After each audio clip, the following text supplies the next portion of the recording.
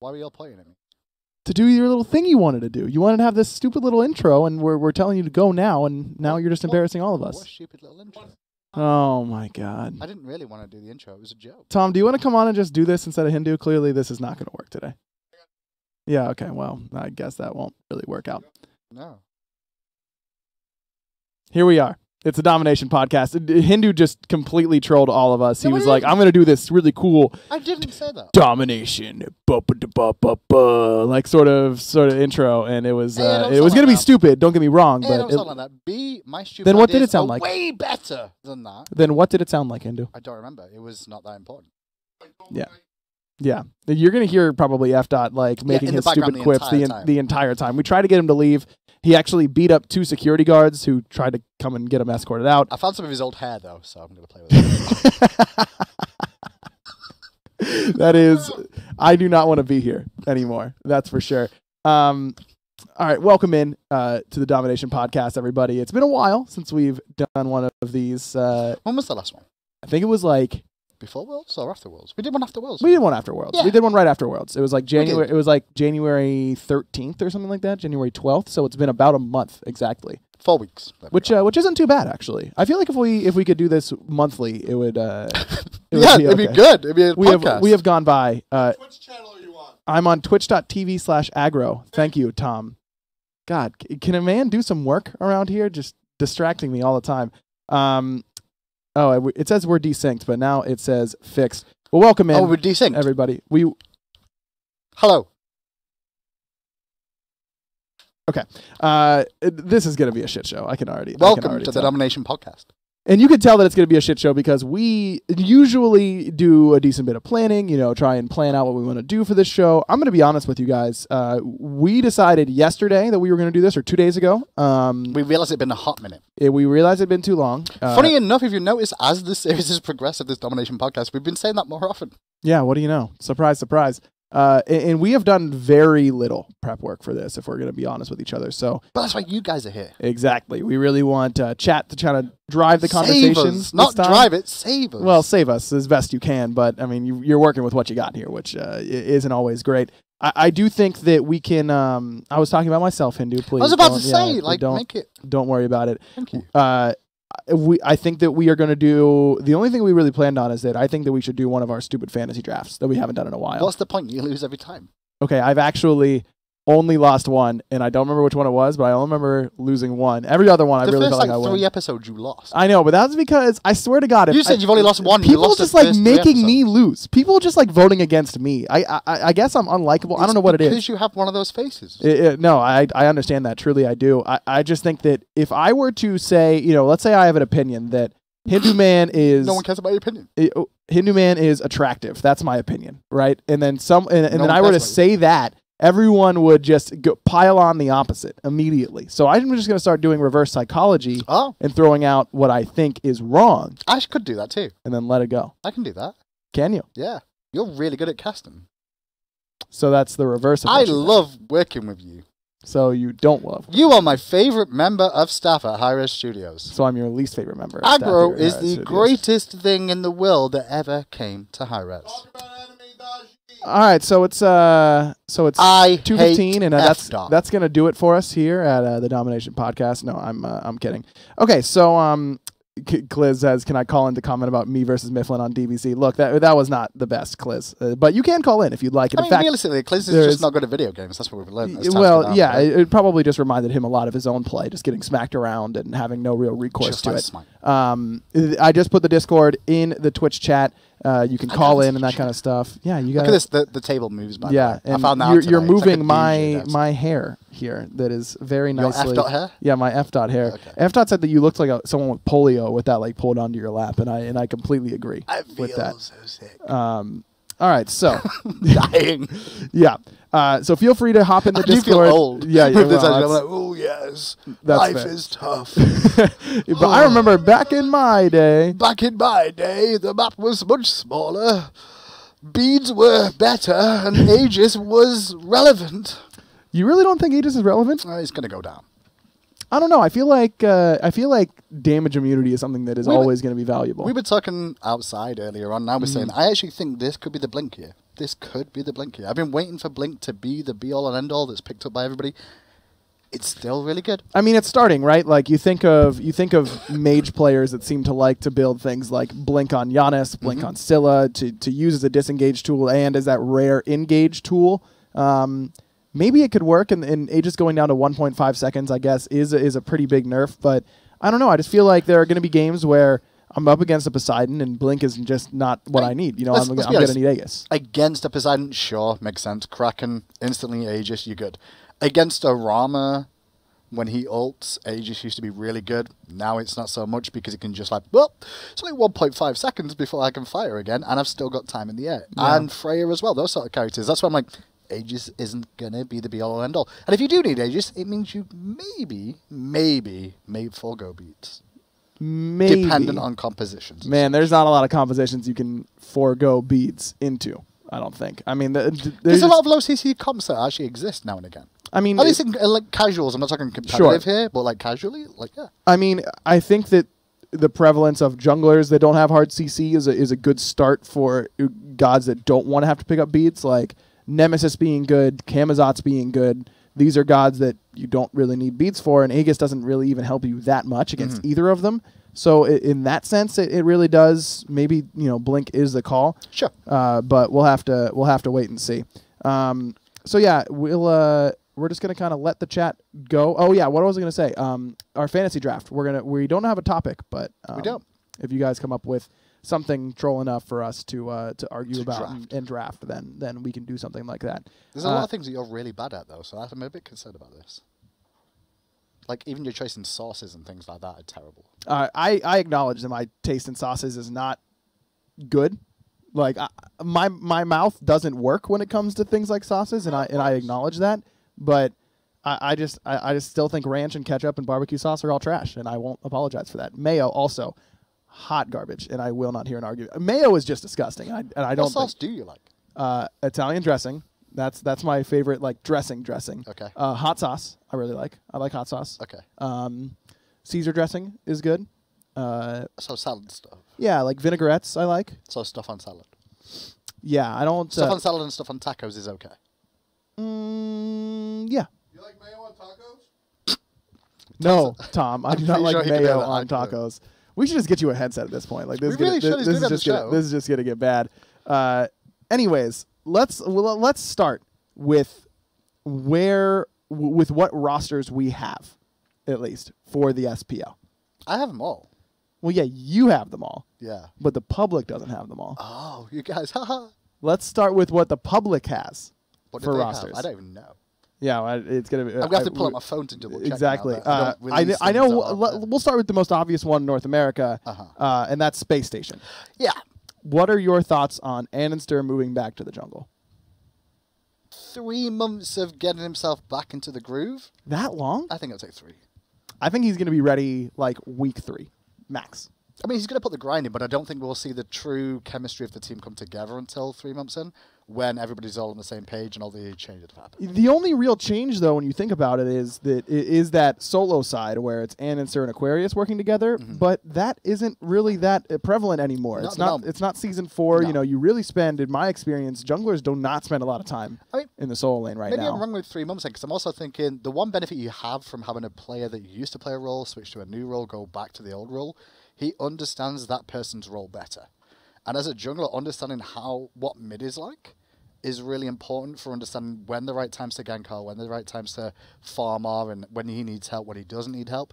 That is something that you learn by playing more roles. You know what I mean? And on a competitive level, he played mid for quite a while, which means coming back to the jungle, he's going to relearn some of the jungle nuances that probably changed from the days that he went to mid. Right, but everyone is learning the new jungle nuances. True. It's a new map. True. There's the route is more different than it's ever been. You're spending more time in the jungle now. I think that if there's a time to role swap, period, whether it's the jungle or somewhere else, now is the time to do it. I just want people to be aware of a ramp time for Andy in the jungle, because there's been a lot of talk about Andy like, the king is back, or the old king is back, and he was always the best jungler. Like, give him a little bit of ramp and don't crush him the first couple of weeks if things don't go perfectly well for the team, you know?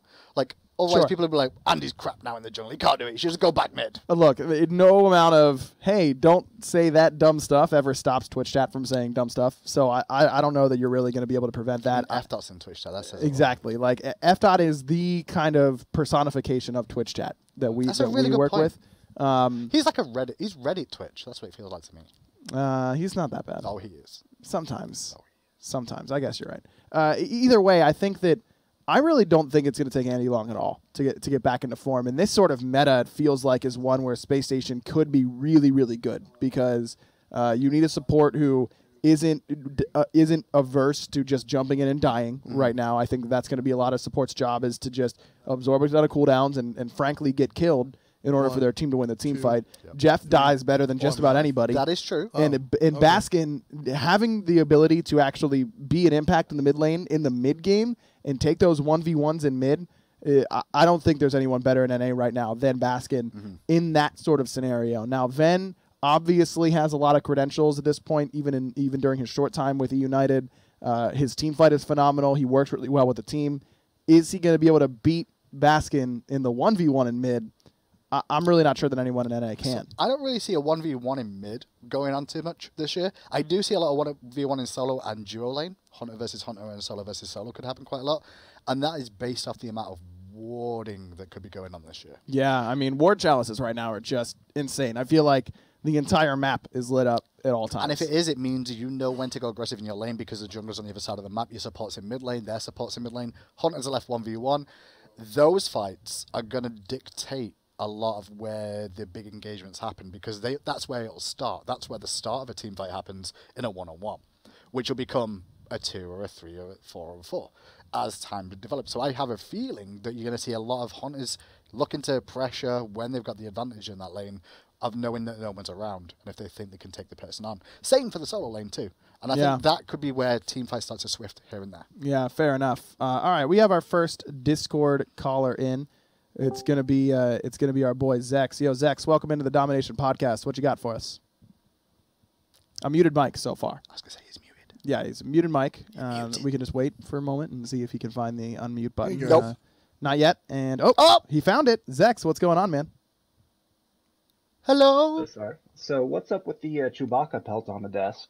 It is, as Hindu said, this is actually F-Dot's hair that we have been saving from all his haircuts throughout the last 10 years because he rarely cuts his hair. Makes more sense. That's all it is. A lot like Yeah. Chewbacca.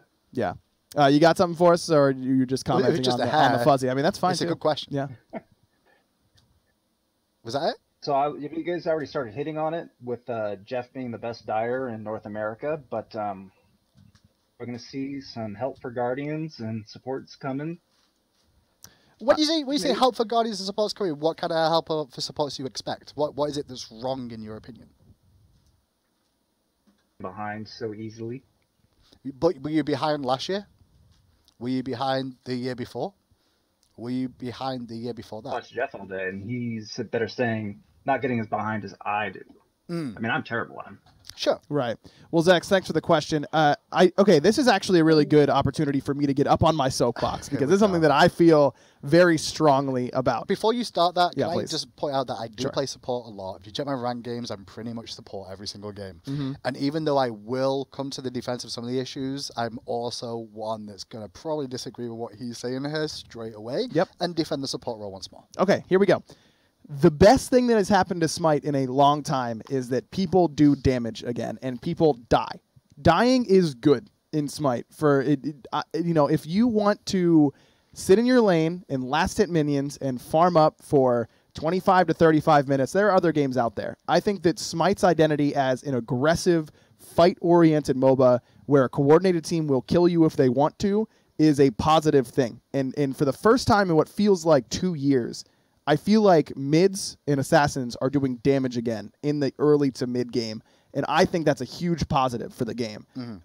The ability for tanks, especially in Season 4, with Watcher's Gift and Travelers, how often did we see supports over mid laners in net worth? Almost every game. Because the amount of gold gain they were getting. Exactly. Not an experience, though. Not an experience, but in gold gain, and in terms of tankiness, gold is more important than XP in a lot of these situations. Now, for solo laners, it's a little bit different, but for Guardian scaling, your levels help a lot, but being able to just buy these tank items and then rely on your base damage, that even if you're behind in XP, you're still able to take a mage completely out of the fight, wasn't enjoyable for a lot of damage dealers. It wasn't just mages, and we complain a lot. I'm not going to say that we don't, but assassins not being able to build damage, and so they're forced into these tanky builds. I think that Guardians not being able to solo damage dealers, not solo to death, but solo them out of fights all by themselves with damage and CC, and then not get punished for it and die, I think are huge positives for the game. And just like mages, I think, are going through a power shift where we aren't, this is the least damage in the late game we've ever done in the history of Smite, but our mid game is super strong right now. That's just kind of a power adjustment that I think we might just have to get used to in Season 5. I think the Guardians just have to get used to not being able to get away with what they used to be able to get away with. It's not about getting away as such as having fun in the role. I think you got used to being able to do whatever you wanted. It's not about soloing people. But that was fun, right? To be Sobek and do whatever you wanted because no one cared. Most of the time, the levels for a support mean that you provide more control in a team fight for your team. Okay. Which means your shield on Geb will sustain more. Your Ganesh silence will silence for longer. That sort of thing. Sure. Right? And like us not having those levels means that we can't even do our job. I think the Guardians can absolutely still do their jobs, though. I mean, the duration thing, sure, maybe you heard me earlier on actually doesn't defend. Right? He was like, well, what's wrong with supports? Because supports are always going to be behind.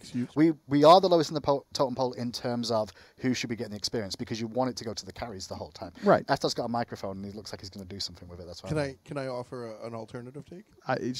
Can Stream hear you? I don't even know if Stream can hear you right now. They can. Oh, they can? I have a whole setup. Oh, perfect. That's exactly what we needed. Yes, please. The off-screen ghost.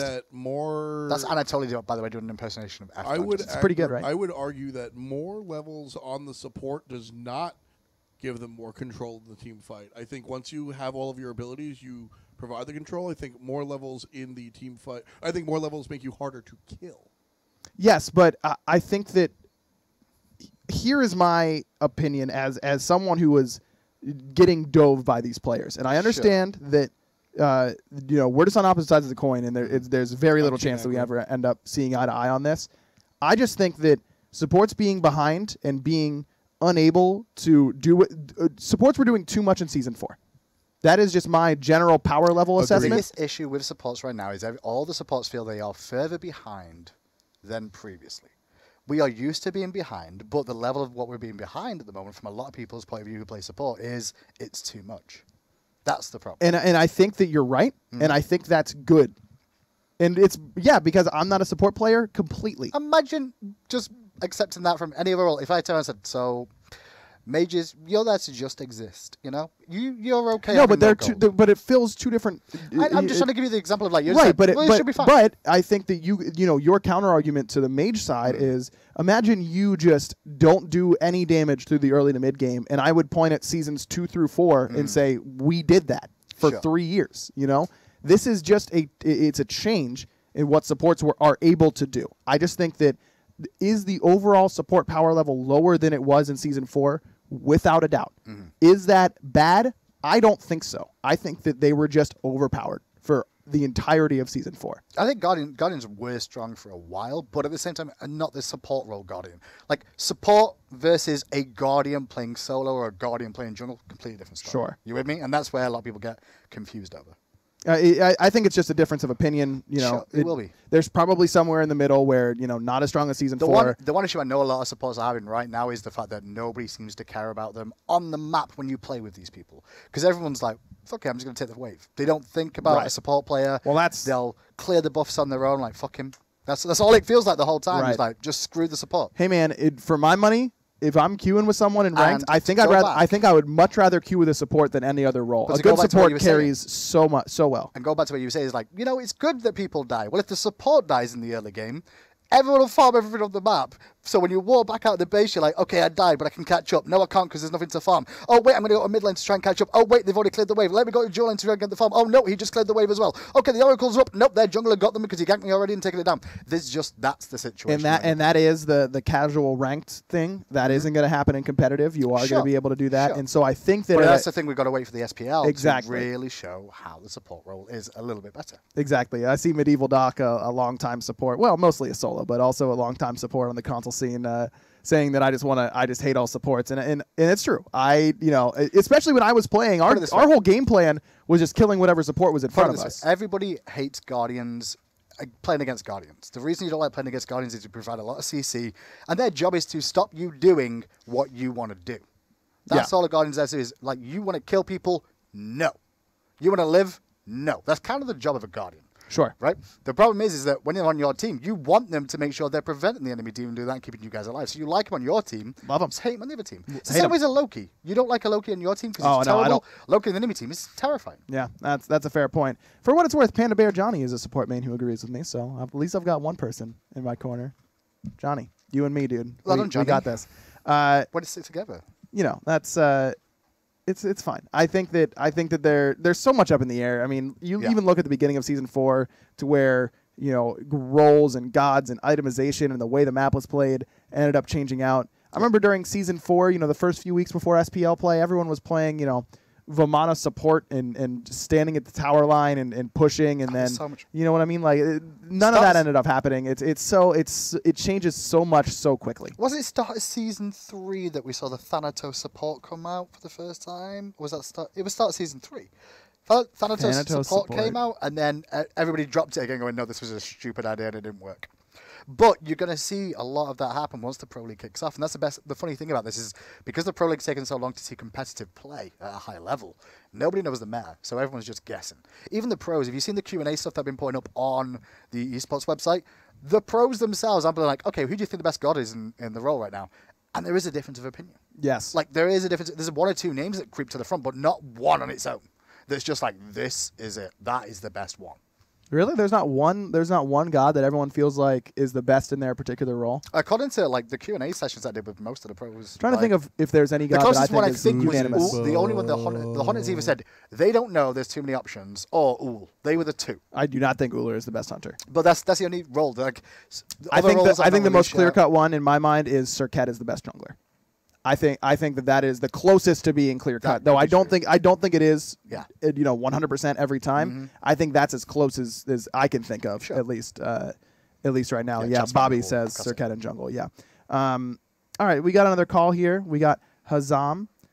Hazam, welcome into the Domination podcast. What you got for us, buddy? Hey. So I have a couple of questions, but the main one, I guess, is what do you think of the new stream times for the SPL? Obviously, there's more this year than usual. Yeah. More games. So more to fit in. But what's your opinion on the new stream times, and how do you think that's going to affect EU? All right, thanks for your question, man. I think that the games being on different days, we're used to having SPL on weekends, so it is going to be a little bit of a change of pace, but I think that overall, the idea is more smite is good, and this allows us to kind of give more smite, if that makes any sense. A lot of it was because, I'll be honest, a lot of it was to do with people wanting more exposure for the amateur scenes more. Yeah. So to make that happen, we had to look elsewhere. You can't have the whole of the amateur scene broadcast at a weekend, which is the only time you can expect amateurs to play because they have school and work. Professional players, there's a more flexibility of when they can play their games and when we can broadcast those. So someone had to give, so moving the SPL to those days. Now, the 5 p.m. start time EST for North American games, as a fellow European and a UK person, I completely understand. The Europeans are like, what the hell? When am I going to get to watch those? But there's just been there's no other real way around it. The main focus is to try and make sure we got a regular broadcasters all the time. Yeah. NA games for an NA region, you want to make sure that the viewers from that region can see the game more often. So having NA start at 5 p.m. and not 1 p.m. If we have the NA game start at 1, EST, it means it's like 6 or 7 in the UK and in Europe. Right. Problem with that is that's great for all the Europeans, but what about the North Americans who all watch those games? Who are all at work, don't get to watch them. Right. Same can be said for the European games. Well, the North Americans, they have to watch them at 1 o'clock in the afternoon for them, which they're at school or work or whatever. It's tricky. This is the best compromise we can find at the moment. Yeah, I mean, it's just one of those things where the esports demographic is so broad, right?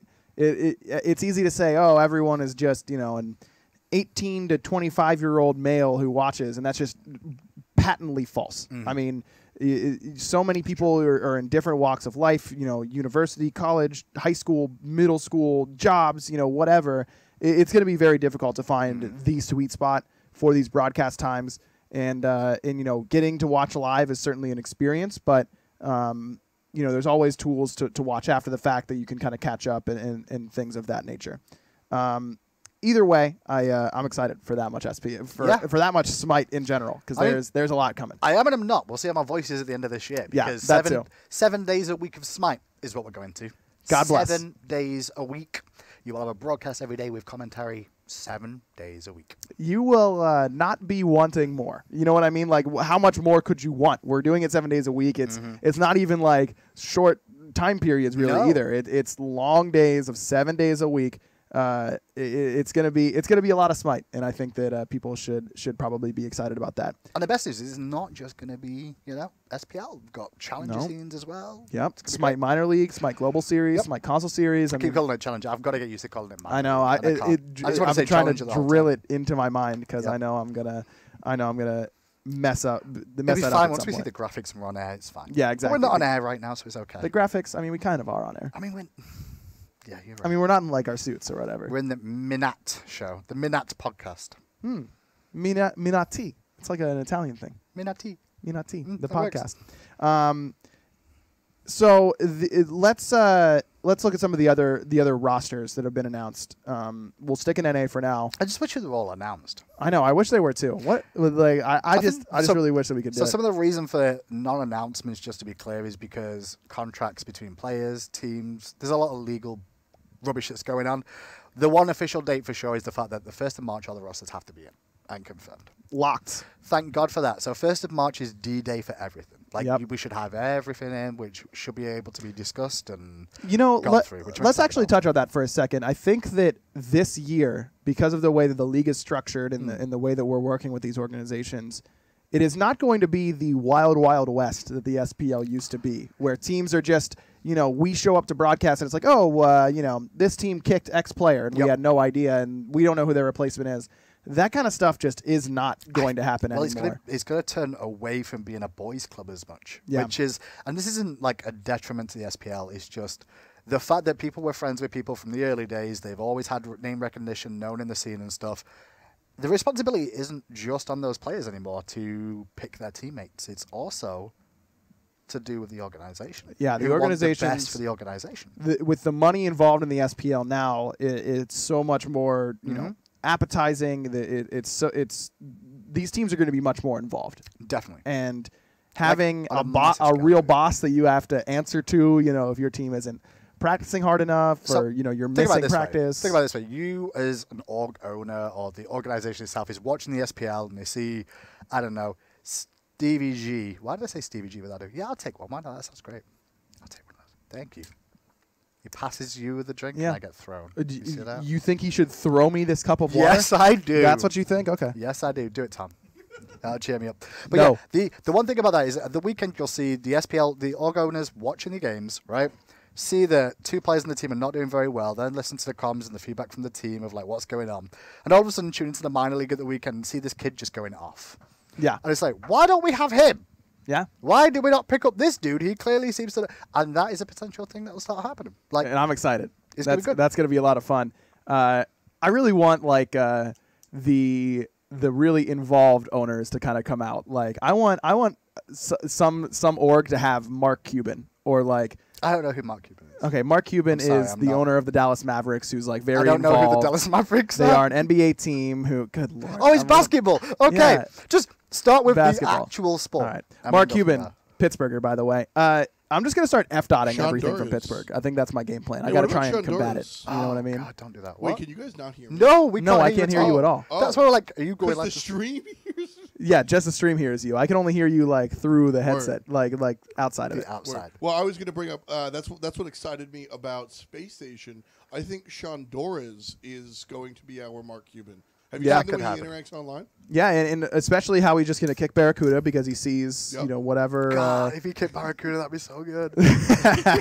Kicks Barracuda No. for underperformance. Yeah. Oh my God, I'm so down. Yeah, right. That is literally never gonna happen. There's no way. I mean, You know, Barracuda. you're gonna say that now, right? 3 months time, it happens, and people are just gonna play this clip He back might and like, be it's never gonna happen. underperforming on the battlefield, but the owner's bank account will never be underperforming with Barracuda. Exactly. Barracuda is the most valuable NA player there is. In terms of having a name underneath your organization, Name power, yeah. Barra is the most valuable you can have underneath your organization. He could be 0-10 for 3 weeks in a row, and there's no way he gets kicked. Maybe he'd bench himself. That could happen, but certainly not going to get kicked. Mark Cuban to the plebs. Yeah, so Mark Cuban is the owner of the Dallas Mavericks. He's very, very involved with the team on social media. He, he's there a lot. A lot of these owners, just make the team, take the money, and run with it.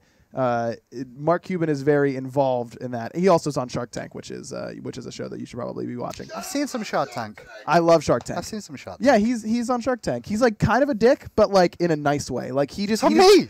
No, not you at all. No, not you at No, all. not even close to you. Actually, I'm not a dick. I'm just nice. Is that what you're saying? that is Sure. not what I'm saying. No. Thanks, Tom. I appreciate that. No, I could that hear is- Tom speaking then. That's why. That is not what I'm saying. Tom likes his job. You see, that's the difference. Yeah, exactly. You don't. So. I truly don't. What about Richard Branson? I guess that's a Yeah, Richard Branson. Sure. Virgin Mobile? Yeah, but The idea is that He's also on Shark Tank sometimes.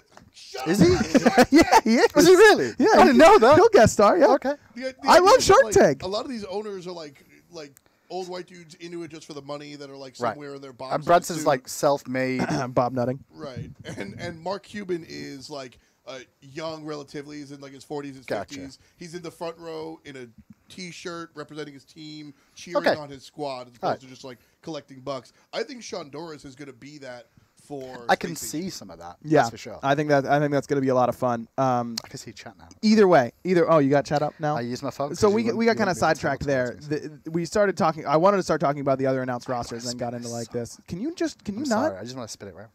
Good lord. You spin me right round, baby, right round, like a record, baby, right round. Oh, the cable. There we go. I still don't know why. So Splice, anyways. Yeah, Splice. Splice The is- Devios roster, Yeah, right? the Devios roster. Yeah, the Yeah. return of the best in Devios. Yeah. Kind of the trio of Aurora, Best, Devios, and then you add in Cyclone Spin, switching over to ADC, which he's done before. He's He played has, in he the ADC has. role before. And then UG in the jungle. What are your initial thoughts about this roster? Yuji's going to be the question mark. And the biggest question mark is because the jungle is the one role that feels like it's going to be the most impactful this year. What just happened on the screen? What was that? I don't looked even great. know. I Do that saw it again. like out of the corner of my eye. We had some sort of There's no transition there. It's just this. Tom, will you stop? Who lets you near the equipment? This is production. Instructed to do that. Yeah. But Yuji in the jungle is going to be... I'm very scared of a world edit situation.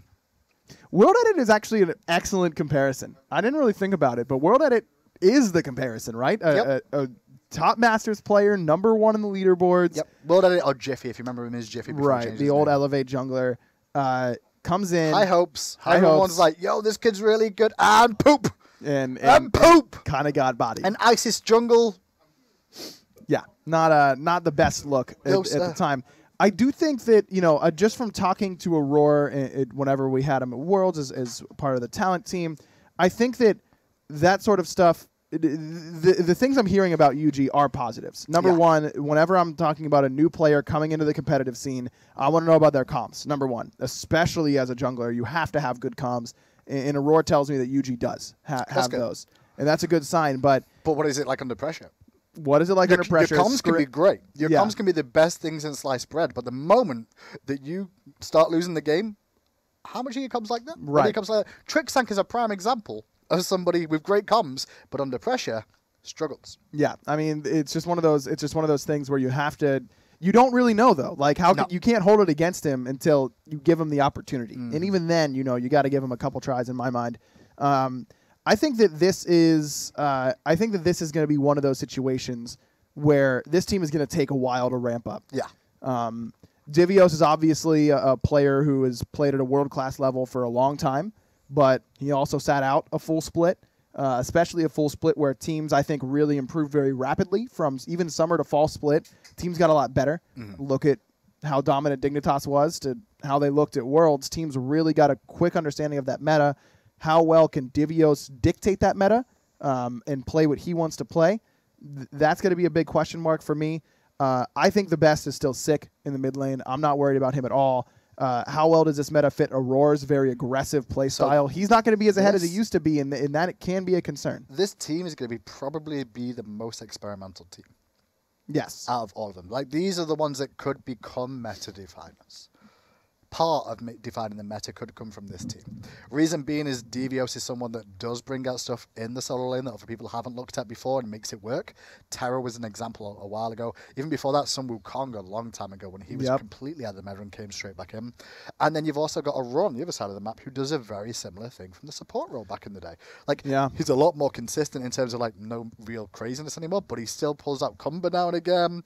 You saw him do the Fenris back in the day. Like, this is a very team that is going to be more experimental than most of the other teams.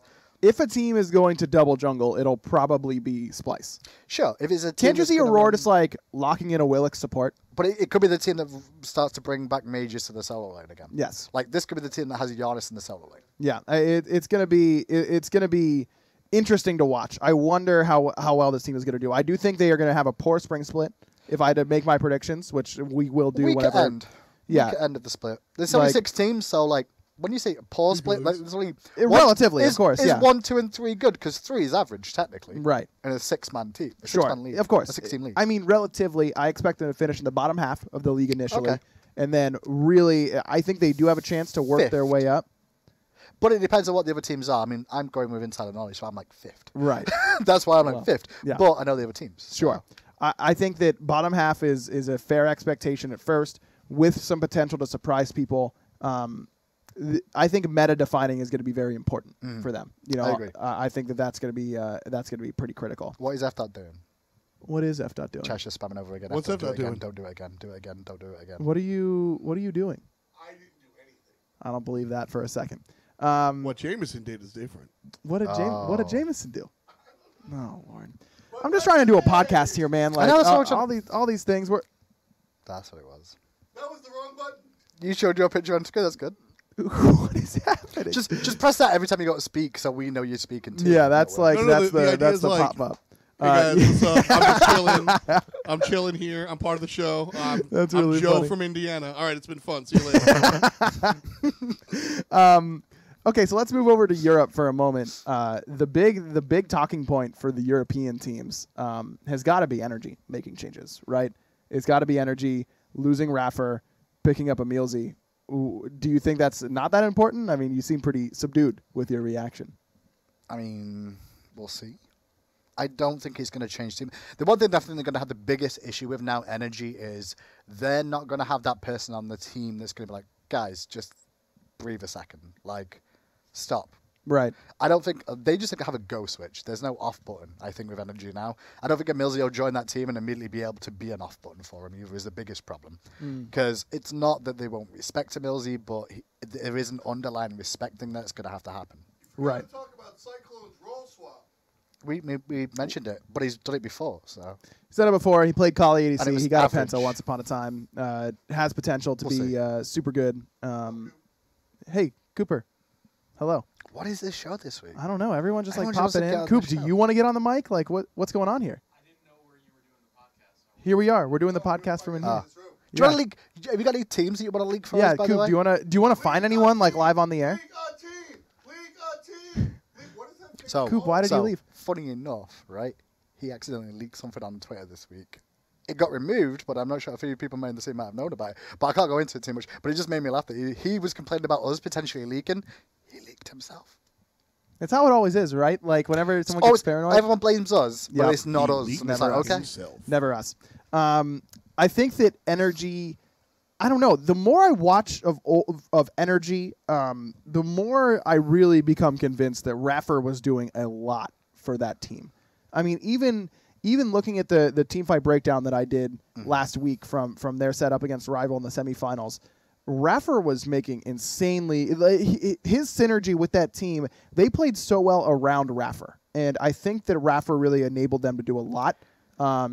I don't know that EmilZy has the same mentality to Raffer, and I don't think that that's a knock on EmilZy. I don't think that anyone has the same sort of mentality to Raffer. Raffer is one of those players that I feel like we could turn player names off and watch a game, and I could tell when Raffer is playing, if that makes any sense. The way that he positions, the way that he moves, where he is when, it's all very distinct to me. Especially gods like Fafnir.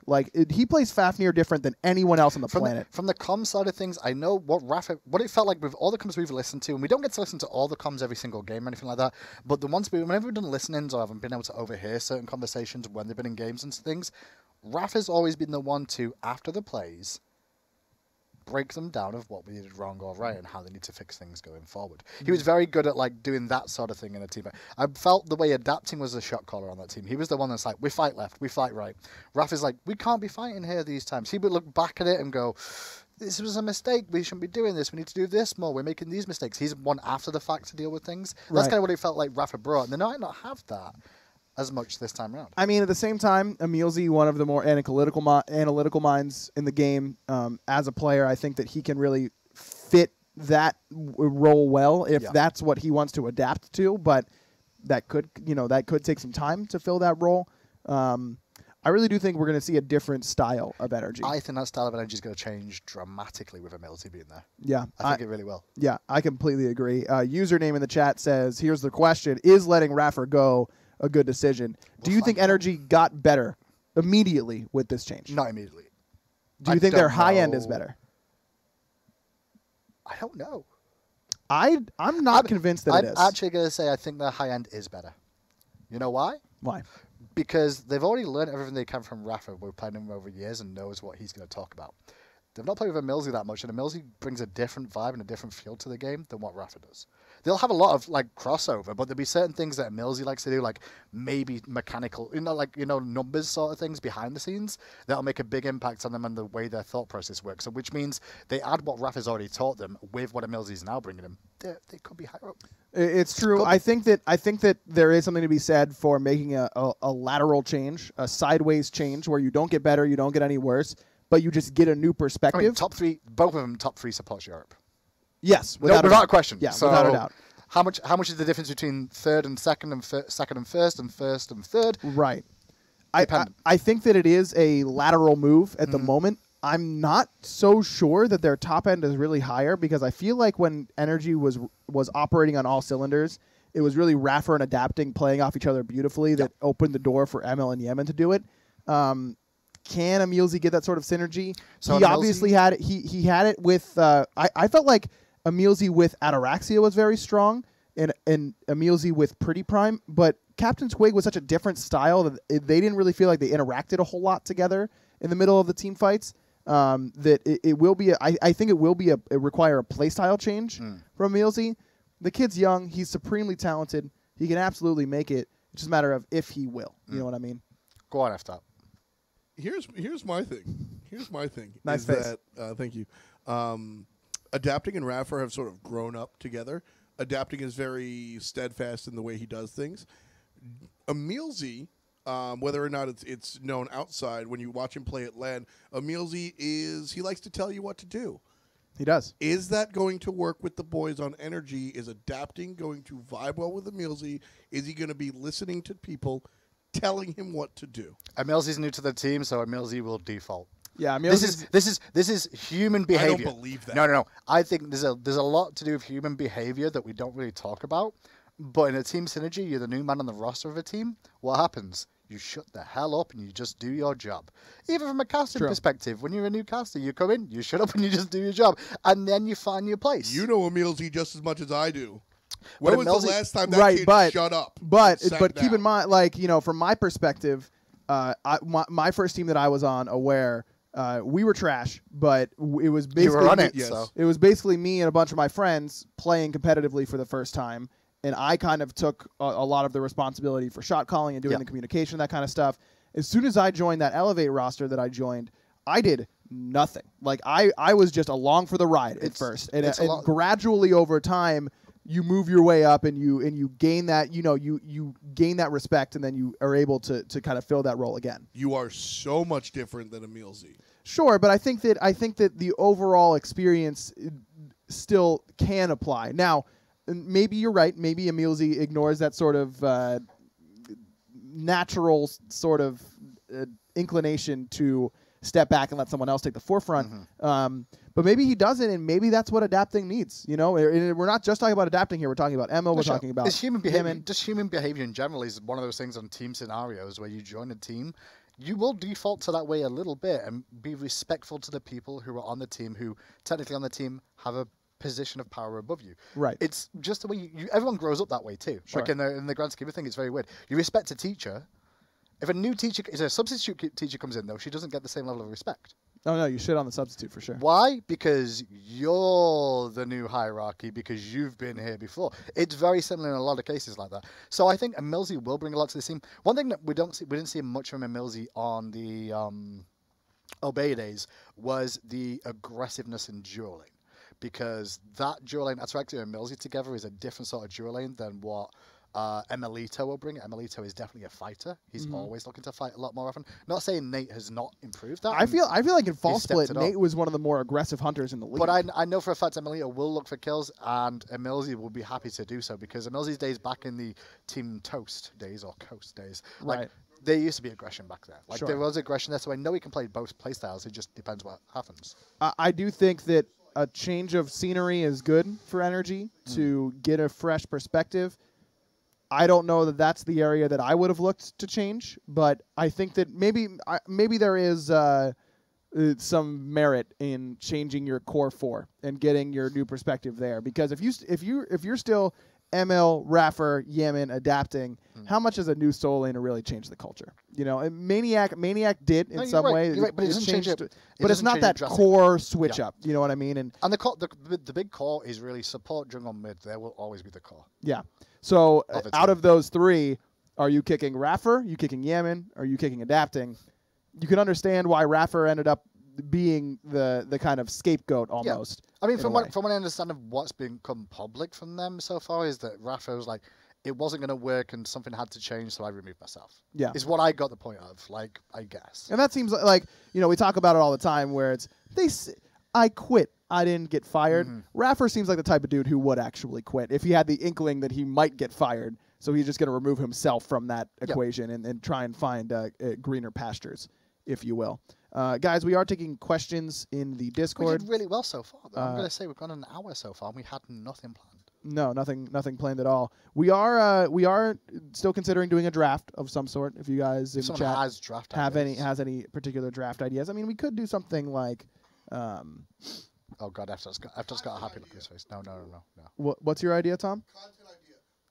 Drafts and draft. We draft teams of anything, maybe items or whatever, and then we argue who's gonna win at a bar. Any content at a bar is I mean, going he to be didn't good say that. content. I don't know if people heard that. I don't know if people heard that either, but he said drafts on draft. Basically, he wants us to go to a bar and do a draft. Not a bad idea. I think don't know if I wish production would take us to a bar and set up all the equipment there, so we could do that. That'd be great. that would be nice. I think that we could. You know what? One draft that.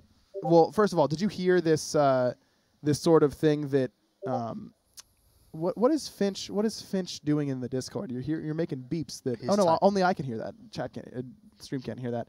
Finch, just type the question in the chat, my guy. I think any sort of content in a bar would be good. But here's what I was gonna say. Yesterday, I go into Wolfie's chat and I'm like, and he comes and I come There's in. a lot of tweet that. Yeah. Tweet. Such a good moment, and that just got me thinking about how much I love cereal. We could always do a Oh, they cereal can't draft. hear that, by the way. Sorry. Oh, they can hear that. Yeah, the serial draft, and he got upset. Oh yeah, because Well, no. Cereal draft would be separate, but yes, Wolfie was very upset that people were calling cereal a soup. Is cereal soup? No, What is it? cereal is cereal. It's got its own category. Yeah. But soup is just ingredients in a liquid, right? But I guess it's what liquid goes with. You don't put water in your cereal. Please don't discuss. No, that of course it's a not. cereal. So, like, what's in soup? Is it milk in soup? Sometimes, yeah, like a cream-based soup. That's cream, though. That's not milk. But they're It's like made they're out they're of it. they're right there, man. But Like, it's not soup. all Cereal right, is I don't not want to soup. devolve into this. Cereal is not soup. There's no way. To hell. Okay, anyone trolling the Discord with the beeps is going to get permabanned in Smite, Paladins, and I in will Twitch chat, permaban you in Smite. forever. Especially Finch, if he dares to try and it really should be something that you have to be wary of. Finch said he has a question, and then he goes, and then like he just ignores it, and then starts saying And it's his question definitely is, soup. this is a joke, right? Yeah, no, it also is not a soup for the No. record. It is definitely its own category. It is not soup. It's its own category. for Finch, sure. if you ever bring that up again, you're fired. Yeah, streamer mode is enabled. That was Beckies. cool. That was pretty neat That was, there. that was like Thanks, F dot throwing the cards. Jeremy. Day 1, week 3, split 4, season 2. And then Throws the card. throws the card. I did hear someone F dot if you want to get on your little producer mic over there. Someone asked if SPL happened is going to be returning this year. Can you confirm or deny? SPL happened. Will continue this year. Me and Hey. the brainchild behind it, Jameson, will be doing it. Tyler's here as well. So not only will you get SPL happen, I'm also thinking about wrapping up the week as well in a similar fashion. Nice, quick, A week wrap up? digestible. So if you missed Is a it just? day, Is it gonna be like the best of moments of the SPL happen that week? no, it'll just be Aw. no, because that's actual work. That's Fair good enough. point. SPL happen Good is point. nice because I sit down at the desk and I go, "What happened today?" All right, Divio sucked. Raph saved the game and totally messed up on the cast. And then I make a joke about each one of those things, and then I say, "Season 5," and I throw a pen. And then Well, you don't say season 5. Tyler You get to edits say it that for the first like time 10 this year. minutes, and then we leave. That's generally what happens. Wait, are these the? I'm looking at our announced rosters 4. here. Is this it? Yes. Good lord! I thought I was just being dumb and not Nope. remembering. We only have one more roster to talk about right now. Yep. That is Trifecta. This roster is an interesting one. Zapman ADC, Neoma support, Met Yankee mid, Mask jungle, Scary D solo. When I say those 5 players, what is your? Give me the one-word reaction. 4th. Fourth place. So below average is what you're saying. I mean, the actual average technically is 3 and 4. Just to be clear, Sure. in a 6-man league, 2 are average, 2 are above average, 2 are below average. Okay. That's the way I'm looking at it. Average, they could be really good. This is one of those teams that we've seen before, Yawn, Snorfest. They could be a superstar team because of the fact that they've got name power. They've Okay. got experience in each of these roles. With Will they only work well 6 together? teams, though, doesn't everyone fall under that category of there's a lot of name power on this roster? Wait till we see the other rosters. Okay, well, sure, but like maybe one team looks a little bit worse than the rest of the pack, but regardless, I mean, I feel like with so few teams now in the SPL, by design. Go back to the team list. We'll just go through the players real quick. 'Cause Yeah. you got Zapman, who was a Season 1, Season 2 All-Star, Season 3, Season 4, dipped. Season 3 All-Star. No, I don't think you can count out his Season 3. That's when Eager went to Worlds, made it to the All right, semifinals. cool. He looked very good there. Season 4 was well below his Season average, 4 though. dipped. Neramar, technically newer to the scene. He is a potential future star. Yes. He's along the same sort of route. Funny enough, Zap seems to do this, where he finds these support players that become the next Polar Bear Mike. Because he Yeah. did that with Polar Bear Mike. Yeah, surprisingly enough. but those supports never do it with Zap. But he has a good tendency to do that. Met Yankee, he's been spoken about a hell of a lot in terms of his ability in the mid lane. Do you think Matt is a Never better really- mid or a better hunter? From actual only seeing the games that I've seen, SPL only games, Mm-hmm. Hunter. Hunter. However, the talk of the town from everyone in the SPL, all the pro players were always like, Met Yankee's a beast in mid lane. He said, Matt In Yankee's just a sick scripts. player. Yeah. The dude can line up anywhere Yep. and impact the game. I really think that Matt Yankee is Mask. one of the more versatile players in the league. I think that outside of when he's playing ISIS, he's a better hunter on just about any pick. The Mask situation, I'm more confused about of like, what happened with him and Barrow and Jeff team? Did he, I don't know this whole story, like did he leave? Did he get kicked? Did he think this was a better opportunity? I mean, he Let's said talk he was about, gonna. right? Yeah, he tweeted out that he was going to retire. Yeah. That he was going to take a break, and then So a couple days later, he tweets out this new team. So the way that functions to me says that Mask thinks this is a better opportunity for him. I wouldn't interpret it like that. I think I that do when by a player, just public knowledge of what we know. sure, yeah, Like, yeah, he's no. gone, I'm going to retire. Really, it's just my way of getting out of this team so I can join a new team. I think I don't it's, feel bad about it. I think it's from the public standpoint, all that information. My interpretation is that Mask, didn't feel like he was going to be able to stay on that roster or was removed from that roster. Said, I'm just going to take a break, and then gets hit up by Zap, Met, Deal, and is like, yo, you want a team? Yeah. And he's like, sure. Yeah. I can see that too. That would be my I can interpretation. see it too. But like Mask joining this team is a very interesting one. Mask is a solid player. He's shown his ability in that lane. New team for him, so we'll see how it does. And Scary D, who hot and cold.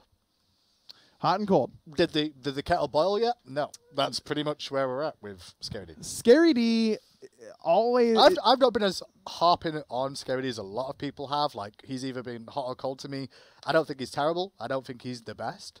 But there's plenty of people in the scene. I mean, the best is on a different team. But there's a lot of players... Oh, God, we got to say that joke all the time. We don't even say he's on Ego anymore. We've got to say he's on Splice. Nope, he's on Splice. Splice. Splice, dude.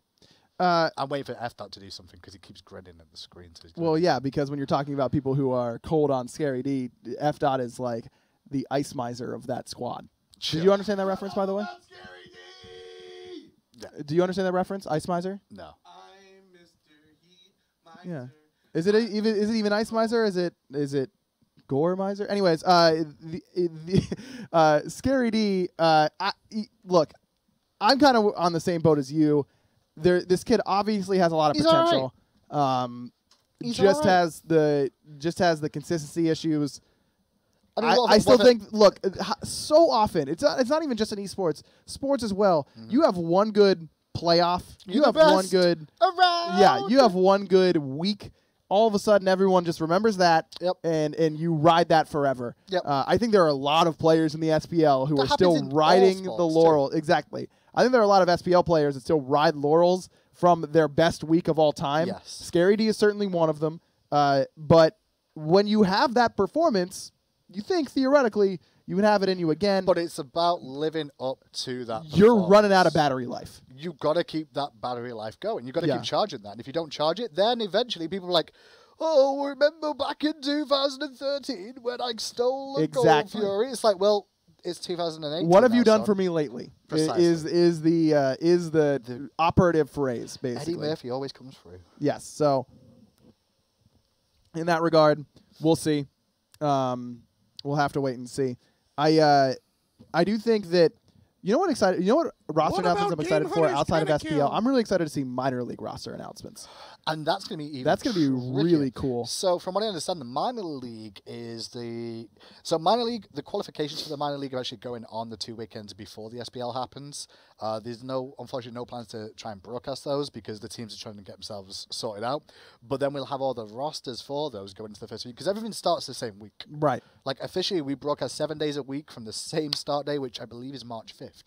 Right. Is the first day, which will be console and console, and then the following day will be SPLs. Yes, my global series and SPL. So I think I'm excited about those. I saw Mando Warrior post with the squad that he's rolling with. Hold on, I got to scroll up in the chat to find it.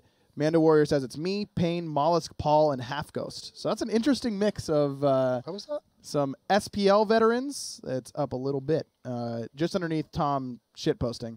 I see it. Yeah, that's an interesting mix of some There's some talent on console talent. Half Ghost, the Fatal Ghost from the console rosters. Paul obviously has been around the scene Check for a his real long name is time. Paul.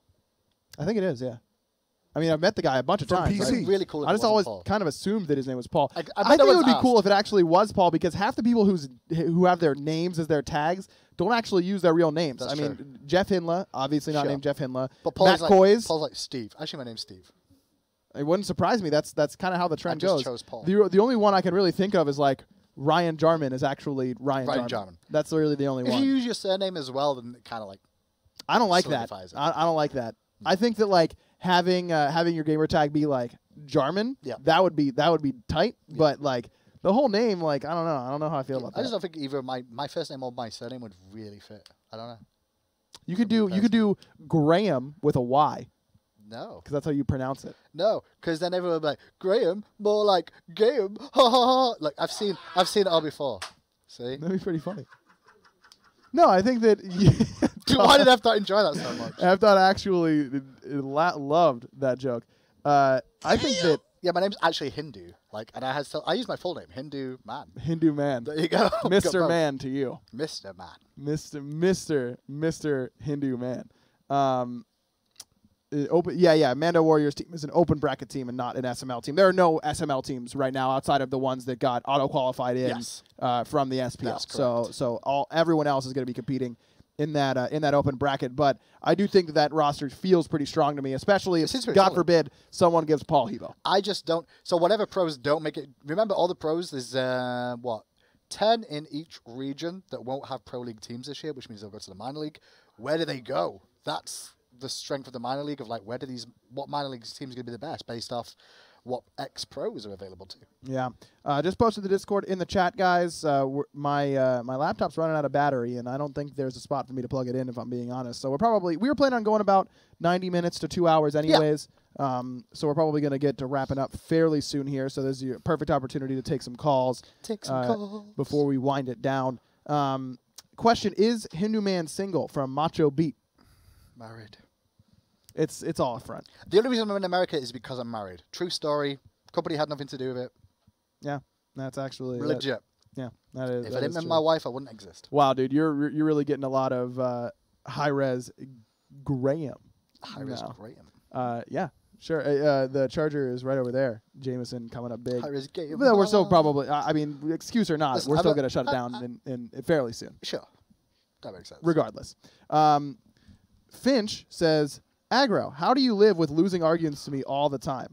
Like, how do you wake up in the morning? To be fair, before Finch even existed, you were losing arguments anyway. Yeah, and then Finch came around, and I actually got to start winning arguments because no man has ever been wrong as often as John Younglink 31 Finch. Well, I mean, you even got his name wrong then. So I sure did, and it doesn't matter because I would still win that argument, like, free. It actually amazes me how wrong Finch is on a regular basis. Who do you reckon's not most trolling. wrong on the Smite talent team, the casting team? Who's about Smite or about just in everything in general? general. Oh, Finch.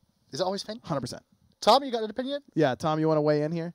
Wait, hold on. Before you weigh in, because you're going to be the tiebreaker vote if there is one, who's yours? I don't know, because you're all idiots. Well, yeah, but like not all idiots are created equal. Sure. It's a really tough question. I'm wrong a lot, and I recognize that, but I'm also right a lot, if that makes sense. I throw out a lot. What does chat think? I want to know what people think. Like, who's the biggest idiot on the team? Okay, that's not fair because then you're insulting someone's intelligence. It's I just mean, who's wrong all the time about their who has the most life. consistently wrong opinions. And I know the meme is that it's me, but it's just obviously Finch. Like it is obviously Finch. Oh no, a lot of F dots.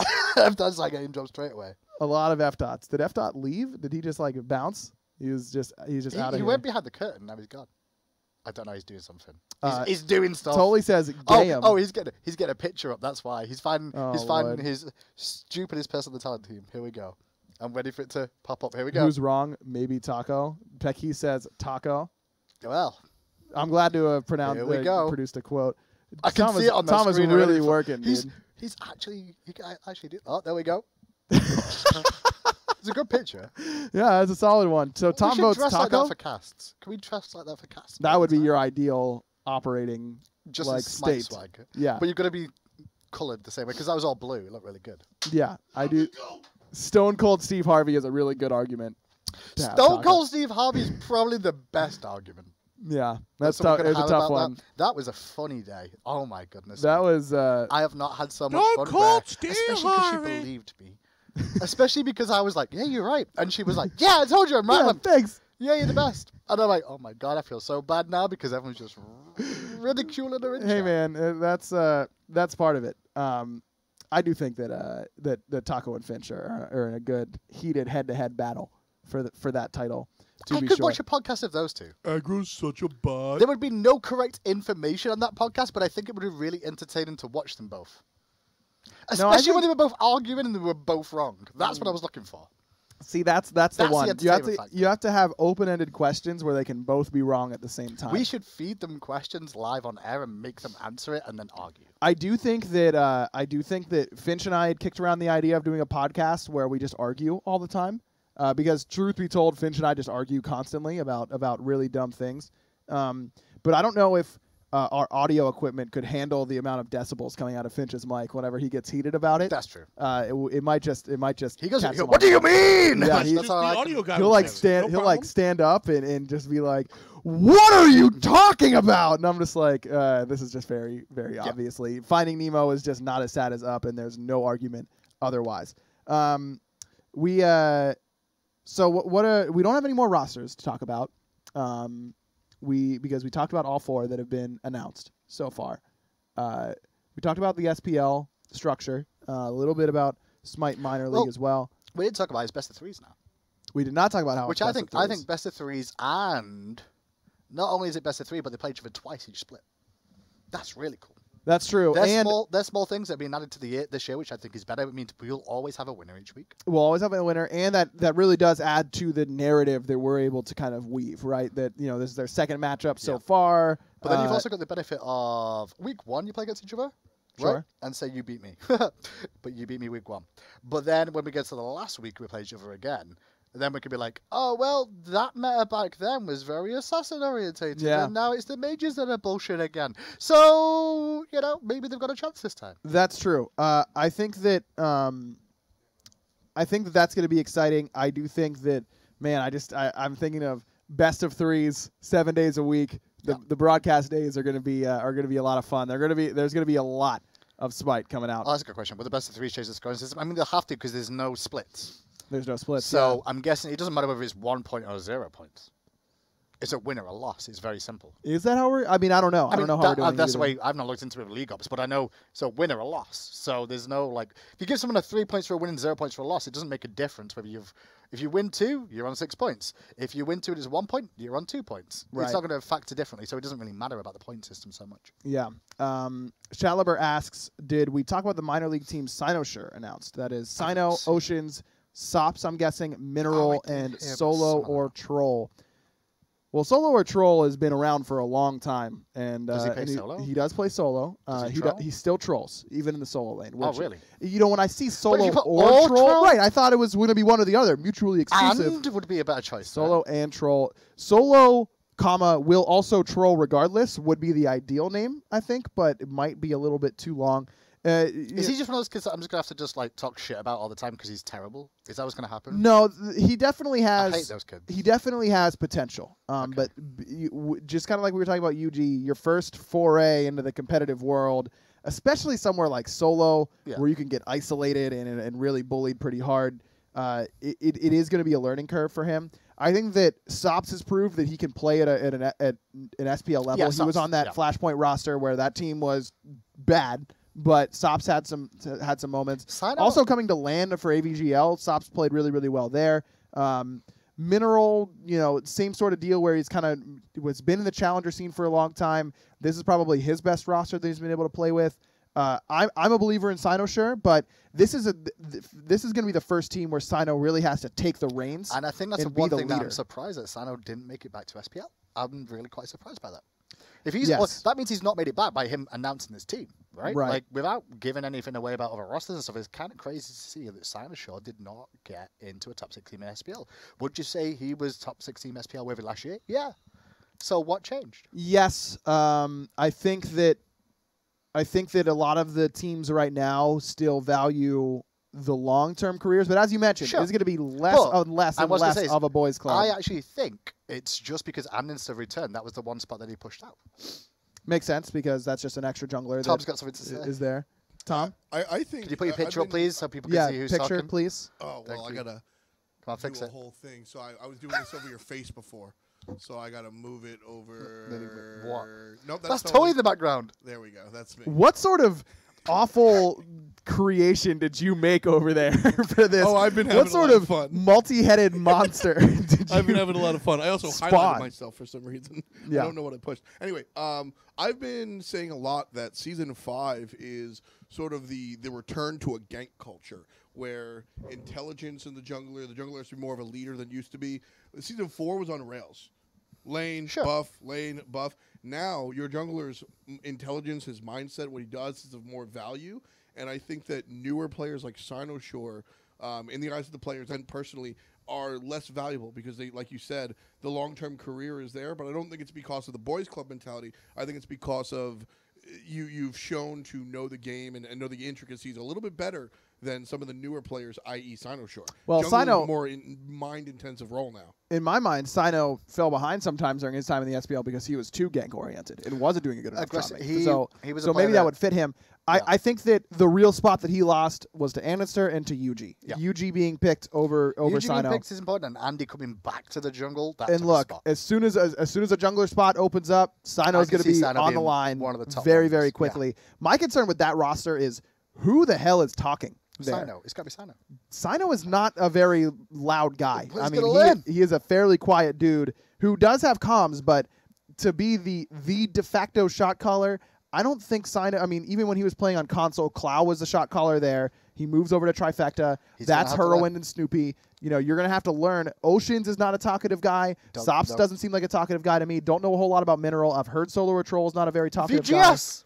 VGS, dude. That's all you need. That's why it's in the game. VGS. But you're playing ranked at that point, my guy. I mean, VGS. yeah, I Let's suppose go. so.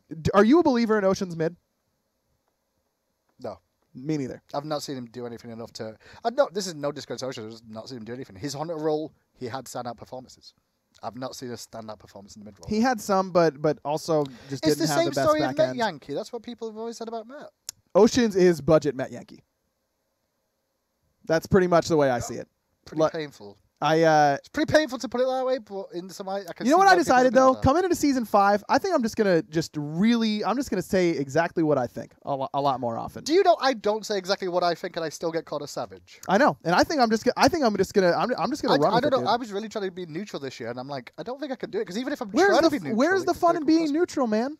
What do you want, Chad? Do you want me to just go all in this year? Look, in that again, no That's disrespect to Oceans. I just think that Met Yankee is a different caliber of player. And I would love in all these situations, you can always attach an asterisk. I would love to be proved wrong. I would love to be proved wrong. You know, I'm proved wrong an awful lot in a lot of different things, whether it's Smite or otherwise. It doesn't. That's It's never true. bothered me. Probably never will. I think that this is going to be the year where Oceans needs to really step it up because another sort of floundering year is not going to result in him sticking around a whole lot longer. If people want to get up to the SPL again, that's going to be the case. That's what Madness is for. Madness is you get yourself back to the SPL or SPL ready and willing to get picked up, or you get the fuck out and let somebody else step up. That's what it's going to be in the Madness, I feel, more than anything else. Logical Spawn in chat says, talk about Wowie. He is a literal god that didn't get picked up for SPL. Thoughts on Wowie not making an SPL roster? Has Wari confirmed that he's on Binance? Or? I think that he announced an open bracket team. Okay. That's what someone said in chat, at least. Interesting. Do you, regardless of that, do you think Wowie is a top 6 hunter in North America? I think he would be with the right team, funny enough. And I think some people need the team around him to really show. And we've seen that before with other players. And sometimes they don't get the team around him, and it makes them look really bad. And I think Wowie's one of those cases where Wowie is probably better than a lot of people give him credit for because he's never really had the team around him that can perform at his level. See, I think people talk about that all the time with Wowie, though. And I just don't see it. I'm going to be honest with you. I like the pentakill on the Titan, sure. His hype, sure. The Cupid plays. He's got an excellent Cupid. I do not see the same, I don't see given the right opportunity, this guy is definitely going to be a star that even we saw with Arco. Arco on Sanguine, you could tell that there was wheels on that car. You know what I mean? That there was something going there. Now, again, could Wowie come out and be this insane ADC in North America, given the right opportunity? Without a doubt in my mind. But is that where I'm going to put my money? No. And for my money, I don't think of the 3 NA teams right now, you're looking at Cyclone Spin switching to ADC. I think I'd rather give Cyclone a shot at ADC than pick up Wowie at this point. I'd much rather have Baron, Zap, obviously. Even Zap, who had a really down Season 4, took a split off, came back, didn't really look like the same player. I'm more of a believer in Zap. Now, if Zap has a couple bad splits in a row, some fresh blood, sure. I don't think that Wowie being omitted from the SPL is some egregious thing in my mind. I think it is a completely rational decision. I'm not upset by Wowie not being in SPL just yet. I think if he's not in by the end of the year, I think that's a travesty. That's where I'm at. Here's something about Wowie not being in the league. Picture, please. I think Get your that picture up. with Season 5 coming in, there's a return to a lot of what we used to know. Andy in the jungle, Zap is being clapped about and everything. I think. What are you talking about? What are you talking about? What are you talking about? Krang. That is Krang. That's what I'm saying. Oh, What? Krang. Krang.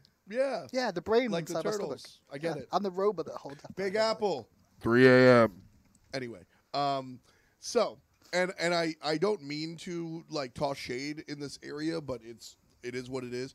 The average pro player in Season 4, arguably Season 3, did not care as much as they do in Season 5.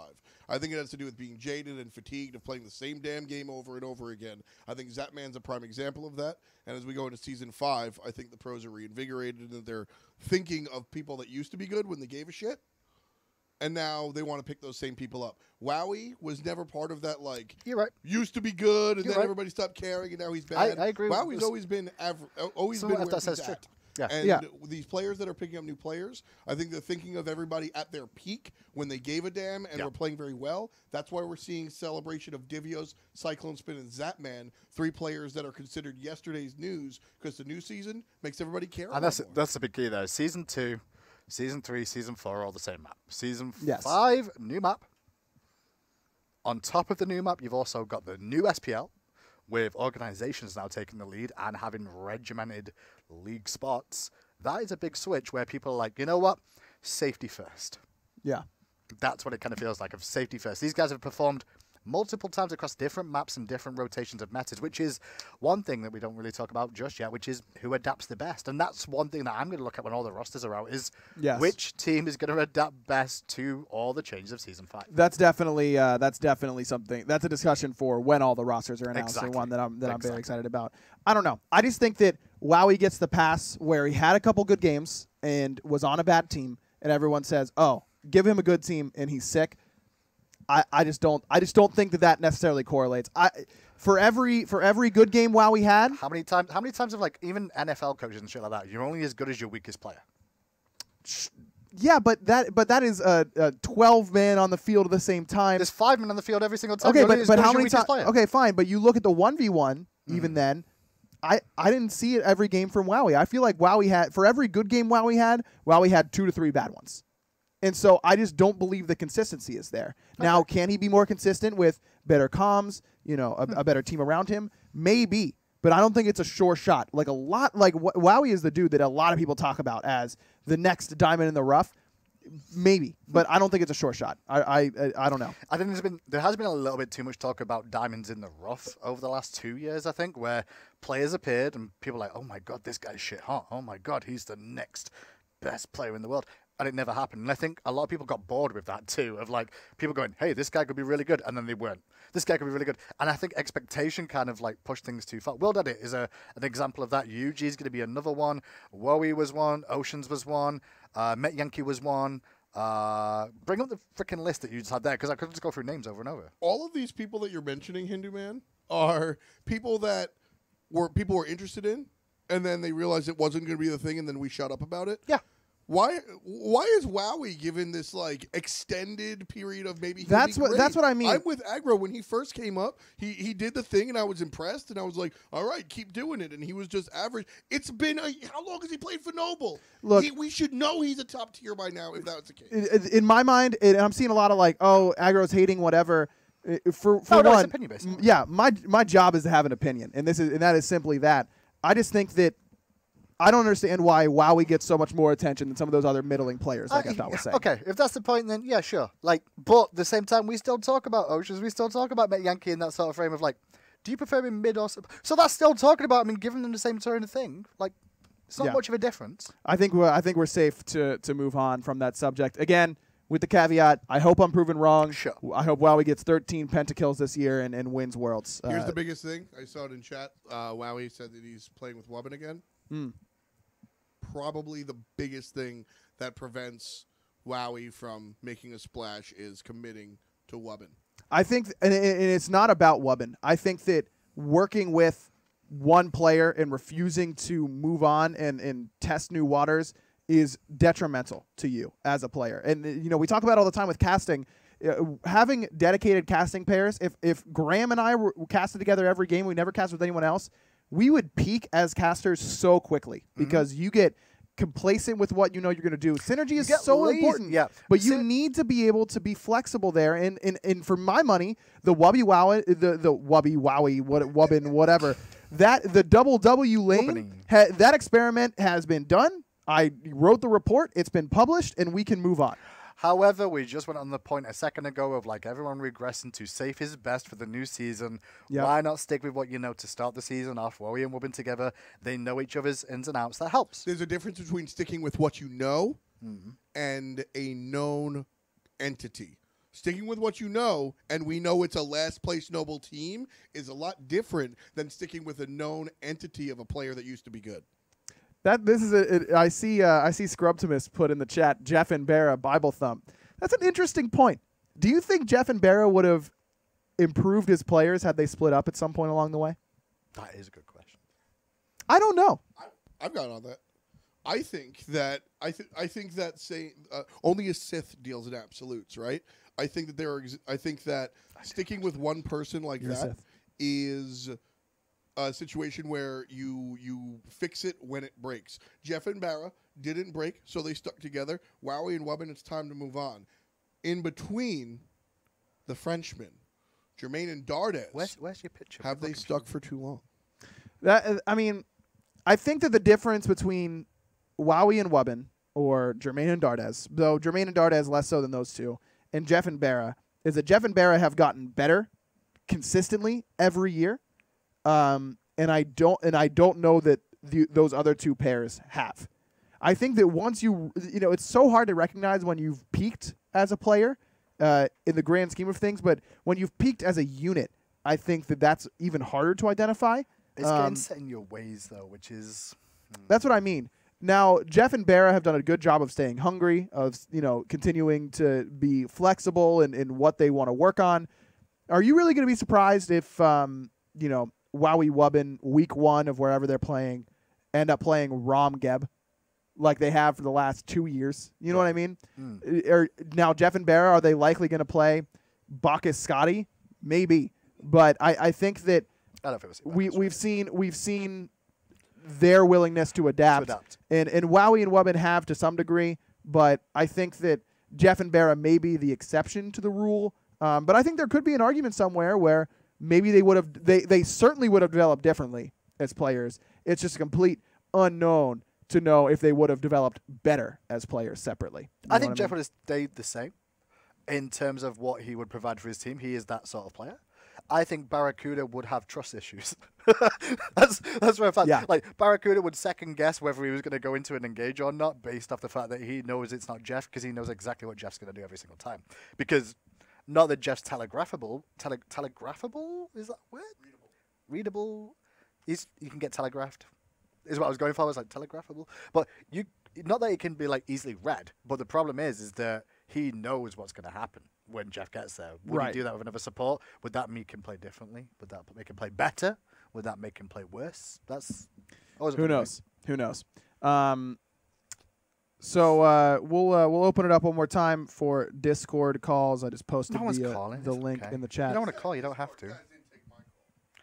Yeah, I'm not taking your call because I can literally hear you right here. You're sitting like right there. We don't really need to. So I guess this week was F dot, as you can tell. Yeah, this was the Domination podcast featuring F dot without F dot on screen. Without F dot on screen. That was a big key. And that helps actually when you think about it. Are we bringing back listeners during LAN? Someone suggested too. I don't know about that. We'll find out. Yeah, it's not really. There's a lot of technical. There's a lot of technical issues with that, and I don't mean like technical issues as you can't hear or players complaining about lag or something like that. I'm well aware of those. It's more to do with players. It's unfair if we just randomly go to a listening of this team energy, for example, at this team fight at Gold Fury. Why is that an advantage and a disadvantage? Players don't like it because, first of all, it gives away what their comms are like. Yeah. Right?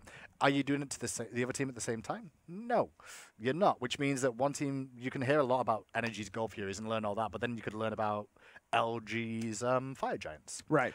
Then there's also the things that they stay in chat in their headsets should probably stay in their headsets 90% of the time, even though you guys at home like it. But at the same time, for the whole idea of the league to grow and for more money to be involved, hearing things like fuck Geb, fuck Geb, fuck Geb, fuck Geb, fuck Geb, fuck Geb, fuck Geb, get Geb, Geb, Geb, Geb, Geb, Geb, is that was not a great call, though. necessarily the greatest thing for sponsors to want to hear and stuff like that. So it's one of the reasons.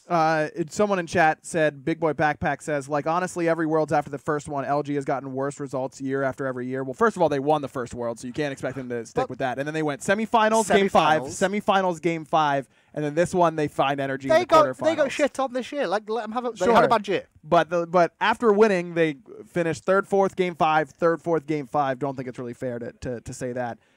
We had a caller, and then Oswald dipped. Feels bad. Do we have? Why is Anatoly calling? Just play him. All right. I'm gonna fire him if he's terrible. All right, that seems like a reasonable thing to do. I'm gonna fire myself whenever I can't pull him in here. I don't even know how that just happened. Anatoly. Is that how I pronounce it? Anatoly. Hello, this is Joe from Long Island over here, and I have a question. Go ahead, Joe my name from Long is Joe. Island. Yes.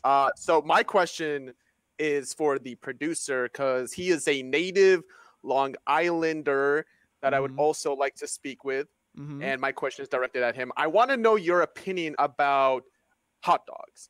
Now, my personal favorite is Nathan style, but yeah. Tom, you have any thoughts on hot dogs? Listen, Tom has done enough talk about hot dogs in his career. We don't need any more of that. It just seems to be the cast of Troll Day today, because all the cast are in the office doing different things, and now they're all like, yeah. We also, to be fair, we hang out quite a lot because we work together week in, week out, right? You see us on the cast all the time.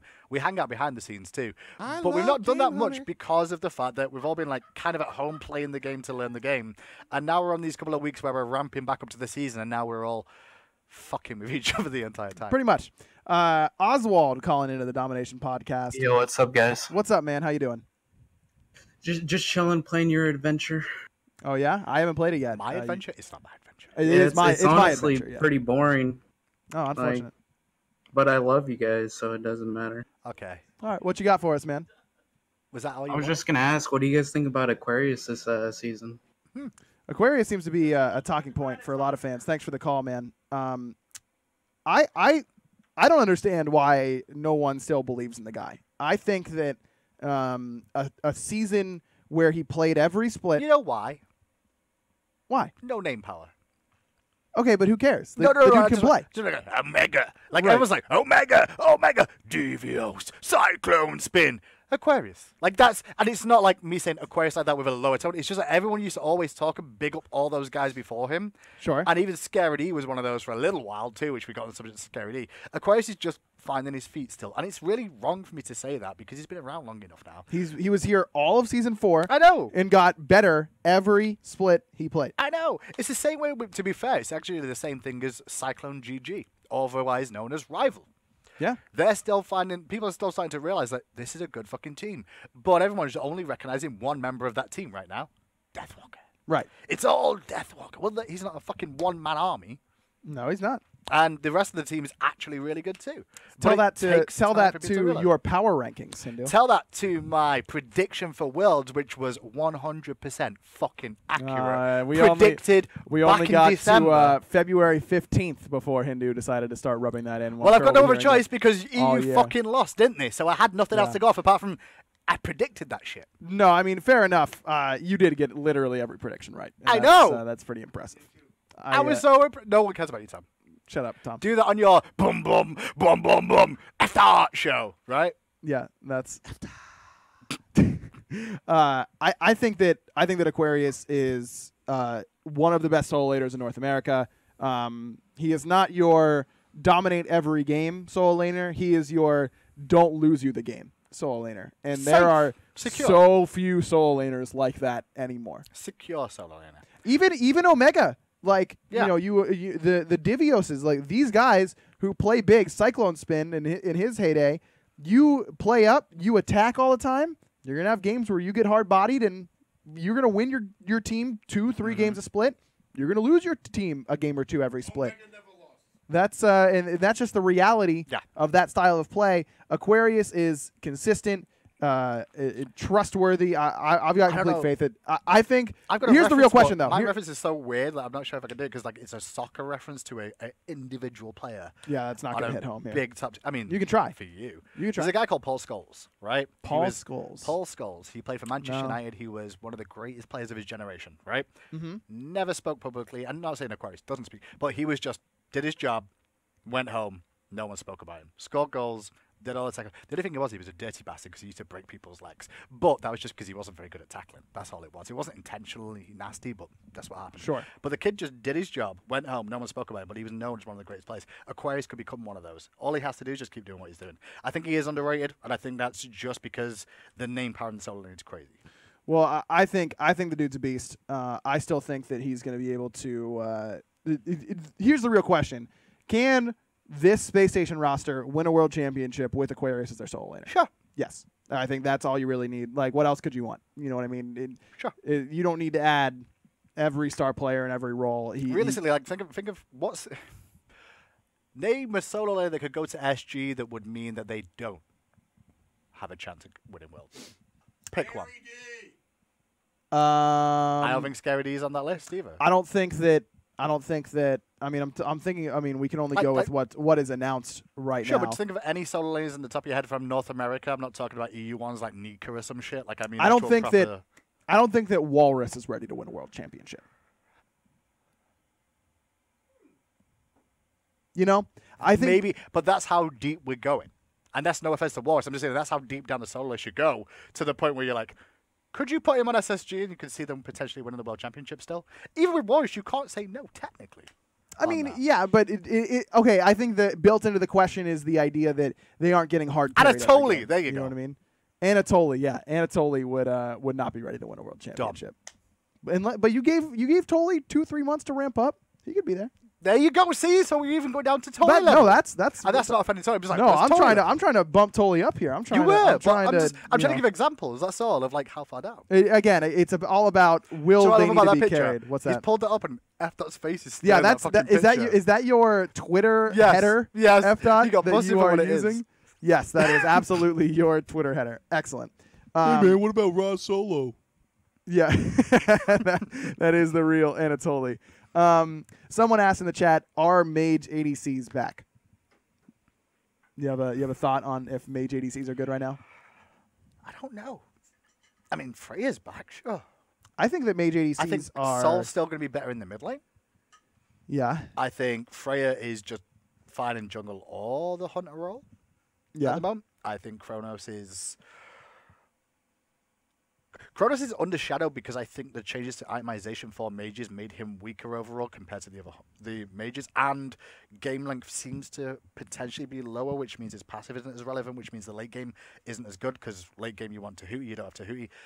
He's going to miss some of that. Yeah. I think Kronos is the one that's kind of out there, but I don't think necessarily they played in the hunter role either. Like I think Freya's the only one that could really play there now. Kronos, I guess, but is Kronos on the same level as some of the hunters? I don't think so. I think that as long as hunters are building third item Deathbringer, no Mage ADC besides Soul can survive. That's kind of dead anyway.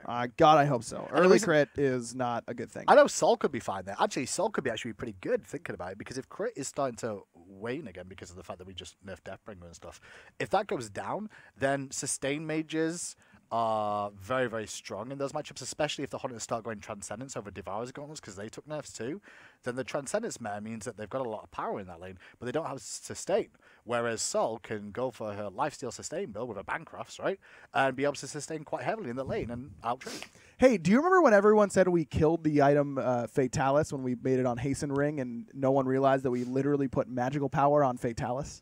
I mean, it's... Remember that? Right? It's bad. It's a bad item. Bad item. Way worse than Fatalis, right? Because you... What do you think the most broken item is right now? The most busted item. I think Warlock Sash is up there. I think Warlock Sash. You're right. I didn't think about Warlock Sash when I was thinking this. Yeah. It's Thorns. I think Thorns. I think Deathbringer is still good, but it needs to be good. I think that the only way that you're talking about most overpowered items, I think that late game items need to be overpowered blatantly. Well, I mean, technically they were always classed as luxury items, right? Right, and luxury items by design items need to be overpowered. Right, so anything overpowered in my mind has to be early game. That's why Ichabod was the best item in the game for over a year because it was 1,700 gold and insane. I think that stuff like that is what is in danger mode, and that's why I think Warlocks is probably the best item in the game right now. But overall, Heartseeker, I think that Heartseeker and Warlock Sash are probably the two most egregious. So isn't it in chat? And I'm like, I agree with what he just said. What? Oracle Chalice is the most OP item in the Yeah, game. no, retweet that for sure. I it really think is. That's fair. Someone mentioned Typhon's Fang there, but I don't think it's Typhon's Fang. Okay, yeah. No. As much Again, as here I go up on my soapbox. But is it just from my point of view? please. I feel like because I know you're a mid mage Yes. and you're going to complain all the time about it. Yes. But I think Typhon's Fang is a strong item, but it relies on other items, and the other items being strong is making that seem stronger than it is. Yes, Typhon's Fang Right? is a good item when paired with other things. And so I don't think it's Typhon's Fang as whatever it is, 2,800 gold, 15% lifesteal with the passive. I think of it as Typhon's plus Bancroft's Talent, and those two items as a package There you go. are good. Yeah. Typhon's in a void is kind of garbage, to be honest. I think the reason is because Bancroft is actually really, really strong. And it has Yes. been for a while and even received buffs or whatever. Like, Bancroft has always been around and people are like, it's Bancroft, that's what Bancroft does. So they don't think about it logically or like, Bancroft is really strong. So the new item comes out and they're like, oh my god, this new item is bullshit. But it's actually because of Bancroft that it's bullshit. Yeah, Typhon's Fang, it gets an unreasonable amount of hate. I really don't think it's... Anti-heal. Yeah, good lord. If you see someone build Bancrofts, your first pet item needs to be Divine Ruin. It needs to be Brother's Beatstick. My favorite thing in the whole world it's is so right now? easy. Like, it's so easy. I'm going to tell you the Hindu word right now. Ankh. Oh, cursed Ankh is some shit, bro. Ankh. God As a bless. support player, if your game is going shit, and you've already got one relic, and they've got healers on their team, buy Ankh, spend the 500 gold for the upgrade, and just pop it in a team fight. Oh, it feels good. Yeah. Typhon's Fang is... You should never think of Typhons as only that item. You need to think of it as packaged with another one. And then think about how much gold you're spending. That's the issue with the item is because then you're like, well, you've got to nerf other items just to make Typhon Fang, like, okay. But then again, does that mean just Typhon Fang needs a nerf because of the fact that it's because of the other items or the other items need to come down to make Typhon Fang Well, there's a lot of... Exactly. Then there's a lot of options to go Yeah. there. So it opens the door for a lot of different knobs to be turned. Ankh doesn't last that long, in my opinion. 10 seconds on that piece of shit. 10 seconds that if you heal in those 10 seconds, you're taking 20% more damage. Thank you. Oh my god, this produces... Casters are the best producers Oh my God. too. Who knew, dude? Who knew? Holy shit, this is better than Wait, it's actually on my face. Wait, this isn't very good at all. It's even better. Can we move it? What is this? Can you... I don't know how to move it. This is good stuff here, guys. Hope you're enjoying the show. Bye. 55 by 50% for 10 seconds. Enemies that are healed while affected by this curse take 20% more damage from all sources for the duration of the curse, which means that if you pop this as Sylvanus presses 2, right? He presses 2 and you go, LOANK! Their whole team, for the entire 10 seconds, are taking 20% increased damage. Yes. This is how we get back in this game, supports. Wow. Those fuckers can't hit abilities, Wow. but at least when they do hit something, it's 20% more empowered. We basically run a 280. We are a walking Ratatouille for your entire team now. You really are. That's insane. Then added a horrific emblem. I'll bring that one up too. Come on, production. Horrific emblem too. Add that with the upgraded version as well. The dream. Dude, you know what the most underrated upgraded item for the last year has been is upgraded Phantom.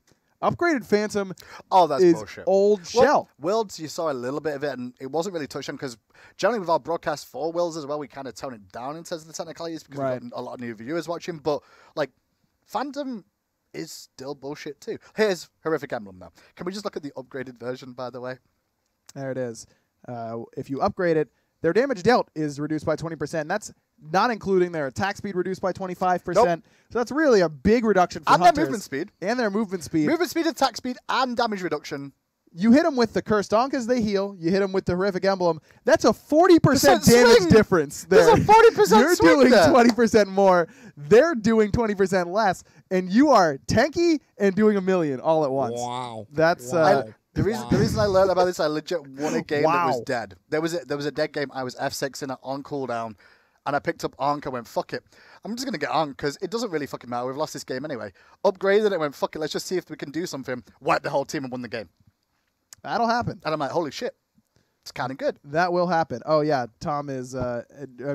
production is bringing on the last item that we were talking about, the upgraded Phantom. Yeah, Awesome. yeah, that's what I mean. Like, I don't even know what upgraded Phantom does, says Gara, and I'm not trying to call him out. Like, I think a lot of players feel this way. For 10 seconds, you get a 15% damage mitigation buff. Oh, no, that's only for 5. I'm sorry. No, 5. For 5 seconds. That is crazy. That is insane. So you stack that. So, okay, Solo Later gets horrific. You as a support get upgraded Phantom and Cursed Ankh. You're doing 20% more to them. They're doing 20% less, and that you add in that 15% damage mitigation. So that I don't know how that would interact with. I guess it would go. Your damage dealt is calculated first, and then you take 15% off of that. So it really is. It should just be a flat 35% less damage. 35% less damage. Like that is you are doing 2/3 of the damage that you're supposed to be. If you're supposed to hit someone for 100, you're hitting them for like 66, basically. That is so insane. Hang on. Thank God Hindu Man isn't in God Balance Creation. We've seen the results. Skadi at her strongest. Fuck Hindu's God Creation. So to be clear, right? What people are referring to is Skadi Ice was an invention that I came up with because they were after an ability that was like something to do with ice, right? And I'm like, hey, slip and slide. That seems semi-viable. And I personally, just so you know, I didn't want a circle on the ground. I suggested like paint like a moose and cob, so you could make a slip and slide trail. I think that's maybe better. Just as bad. No, however, the one thing that didn't happen with it is A, there was no damage involved in it. B, you couldn't ping pong people around it by like going bloop, oh I'm going this way now, bloop, oh I'm going. There was none of that. It was just a slide. That's all I envisioned. I didn't put damage on it. So don't keep coming at me about that, okay? I just wanted people to slide because it thought it was funny, and it fucking is. So, blah.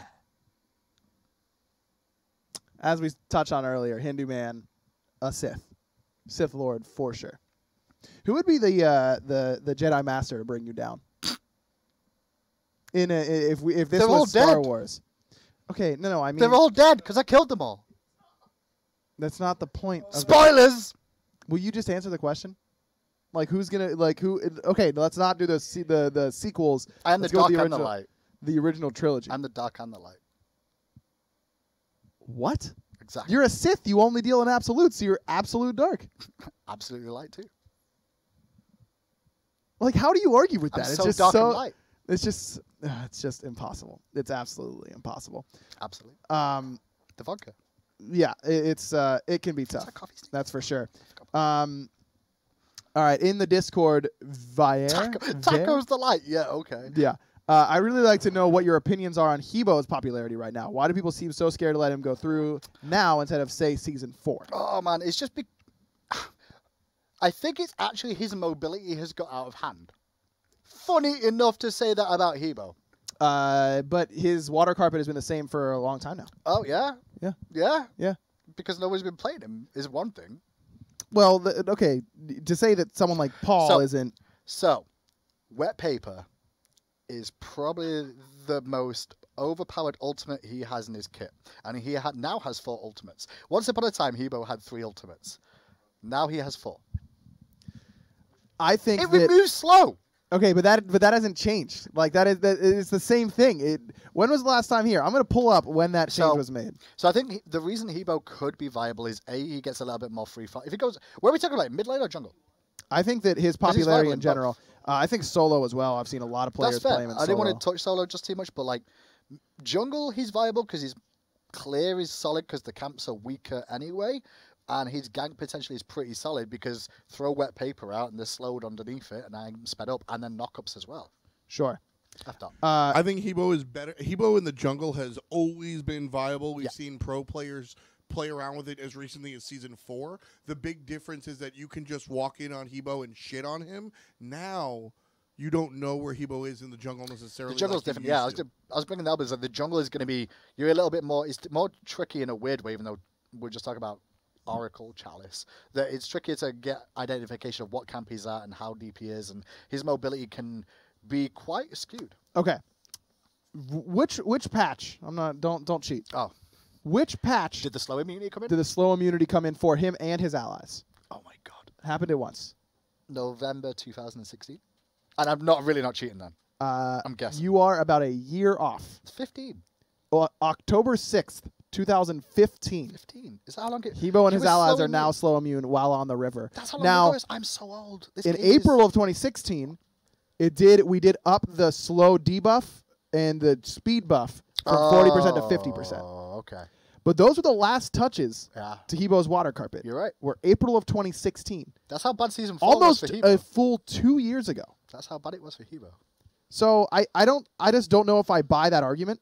I think that after he's really good at this production stuff, by the way. Yeah, number 1, Warlock Sash. He's running the show from now on. He's good, dude. I think we'll keep him. Warlock Sash being good is a really big proponent for him because he doesn't lose DPS and he gets a lot of survivability. Do you not think slows have become a little bit more prevalent as well? Is one of the reasons why he's also useful? Sure, but he's still.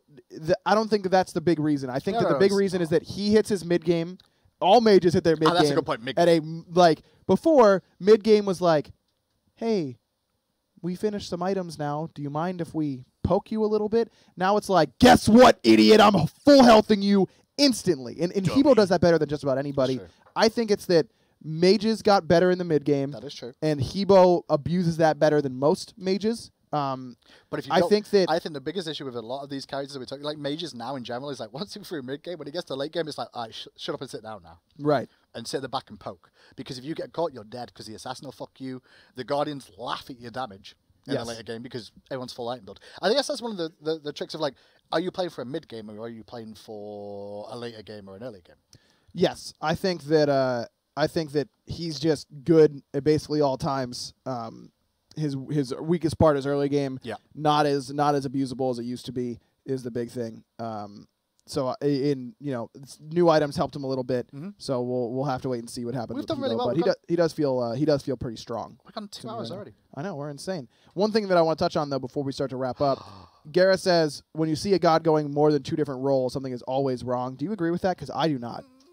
I think it's good whenever a god can play in multiple roles and be successful. The whole idea of the design team, from what I can tell, is like the starter items kind of wanted you to play more than one role if you can. Mm-hmm. Some gods will naturally not be able to play more than one role, just because of what they are. But then there's at least certain roles won't be able to play by them. I think most gods could do 2 roles.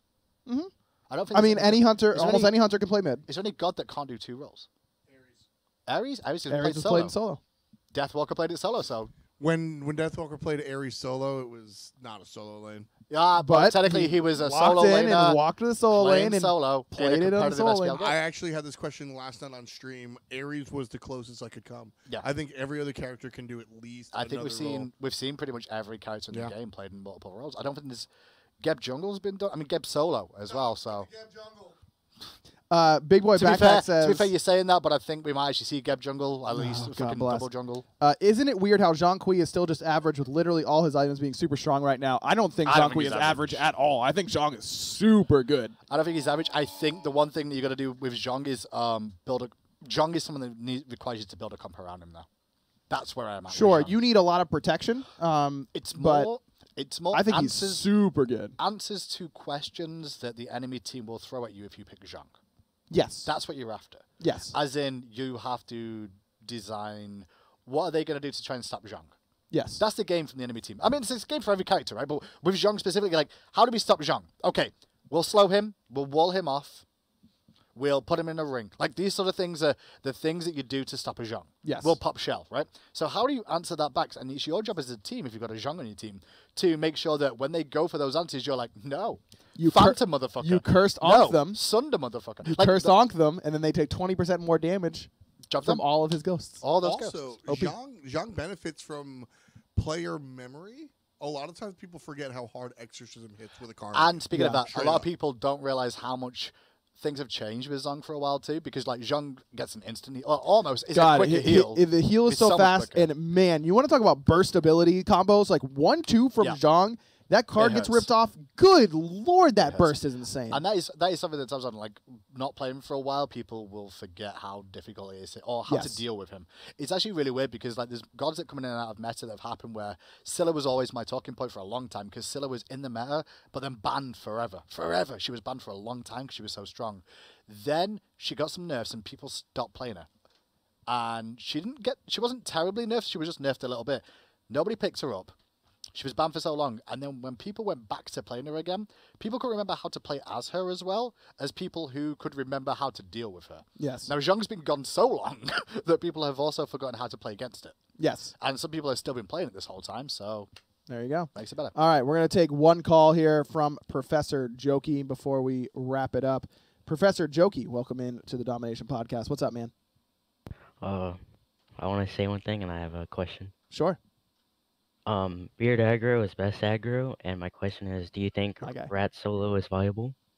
Rat Solo. If he said Brad solo, I was like, Brad Well, Solo? No, he's definitely a not production viable. dude, No, but yeah, definitely Brad not. Solo.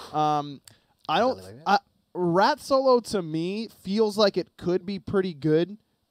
He gets a lot of sustain if you go Warrior's Blessing and you finish your Acorn. You know, you've got that built-in Glad Shield. You can build pretty tanky, and that mobility plays on the map.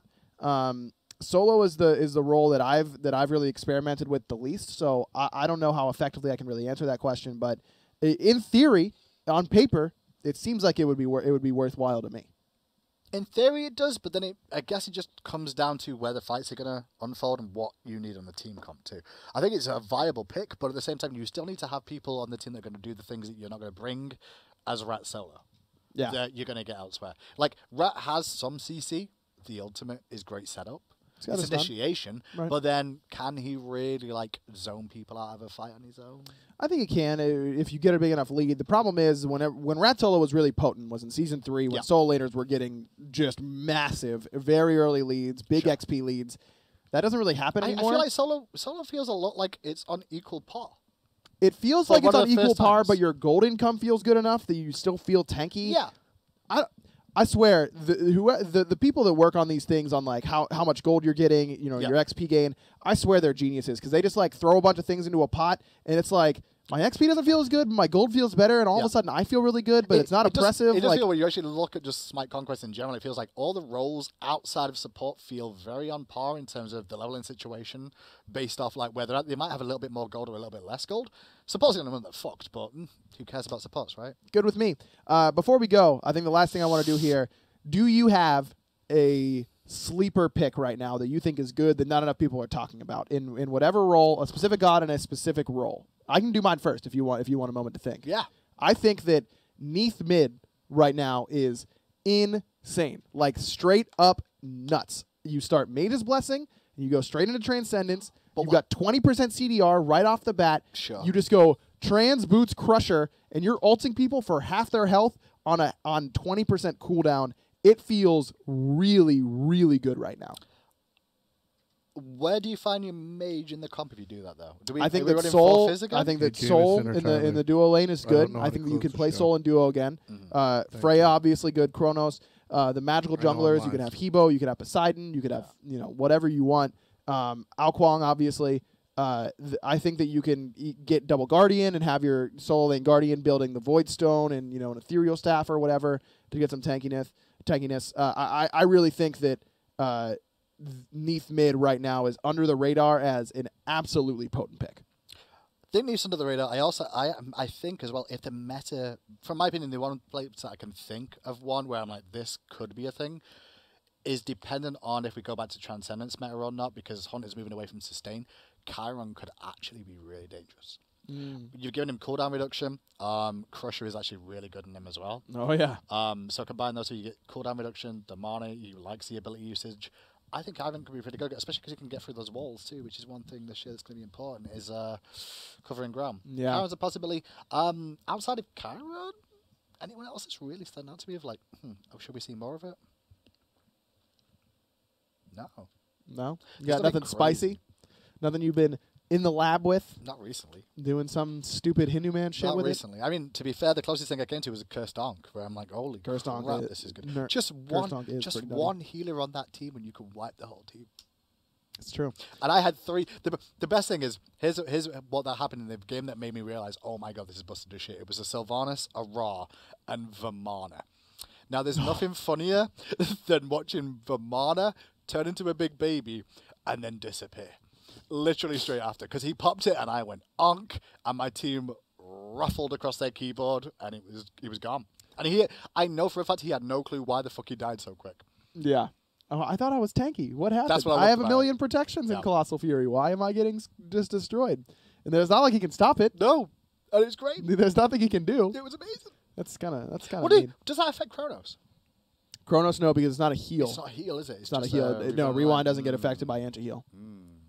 Nope. Yeah, I think Ank's OP. I think Ankh is certainly pretty good. But it's hard to try and fit it into your build is the next thing that I'm going to say true. about Ankh. Like, Ankh is viable, but it's just a really good anti-heal. Hey man, relics. There's no more competitive slot in competitive than relics. That's why Aegis is susceptible to being dropped in certain occasions now. Yeah, you're More telling so me that than you think these teleport Aegis. is going to be coming back. I think teleport's going to be back in the solo lane. I don't still think we're going to see it in other roles though. Unfortunately, I think we should see more blink this year, as the map is bigger, blinking out of engagements, and actually to engage. That'll be really helpful in the jungle a little bit more, especially with some of the situations in the corridors in the jungle right now. There is some thin areas that are thinner, I would say, than Season 4. Yes, on that map. without a doubt. But there's also wider areas than Season 4 too. Yes. So it's a tricky one where the map is going to dictate a lot. I think we may see more blink. We will see some teleport come back to solo for sure. Yeah. Yeah, it's going to be good. So there are your sleeper picks to try out between now and whenever we find time to do the next Domination podcast. Neath in the mid lane, Chiron whenever he gets in. I think we could do one before SPL starts, though. SPL starts March 6th. Do one once rosters are announced. We could try and do it, We should right? be able to fit it in, though. We should be able to try and fit that in. Actually, am I off that week before? I'm moving. Yeah, the week before SPL. Like, still in the area. I hate Everyone's going to February. panic, so you're going to... No, but I'm moving my Right. house to a new place, and now I'm like, okay, I've got to pack that week. I'll move out, and then SPL starts. Yep, It's been like, there. Strange. It's going to be crazy. Been there. It's a lot of fun. It's going to be fun. It's going to be a lot of fun. We'll be able to figure it out. Certainly, if Hindu can't join me, I think I'd be doing something along the release of the new rosters. And really, I carry this thing anyway, so is it that big of a deal if Hindu isn't here? Like, it's true. Probably not. Thank you guys for watching the Domination podcast. Make sure you follow us on Twitter at HighResHinduMan, at HighResAggro. You can follow our producer as well, who was filled in today, was also on the mic a little bit, at FDOTNY. Your boy. NY stands for New York. Yes, in case you guys didn't know, FDOT is from New York, actually. Just a fun fact. The that you might DOT not- bit stands for Department of Transportation. It's true. So it's actually Florida Department of Transportation, New York, which is here. Thank you. So that's how that sort of name breaks down. Thank you for watching. We'll catch you next time here on the Domination podcast. No, you're supposed to end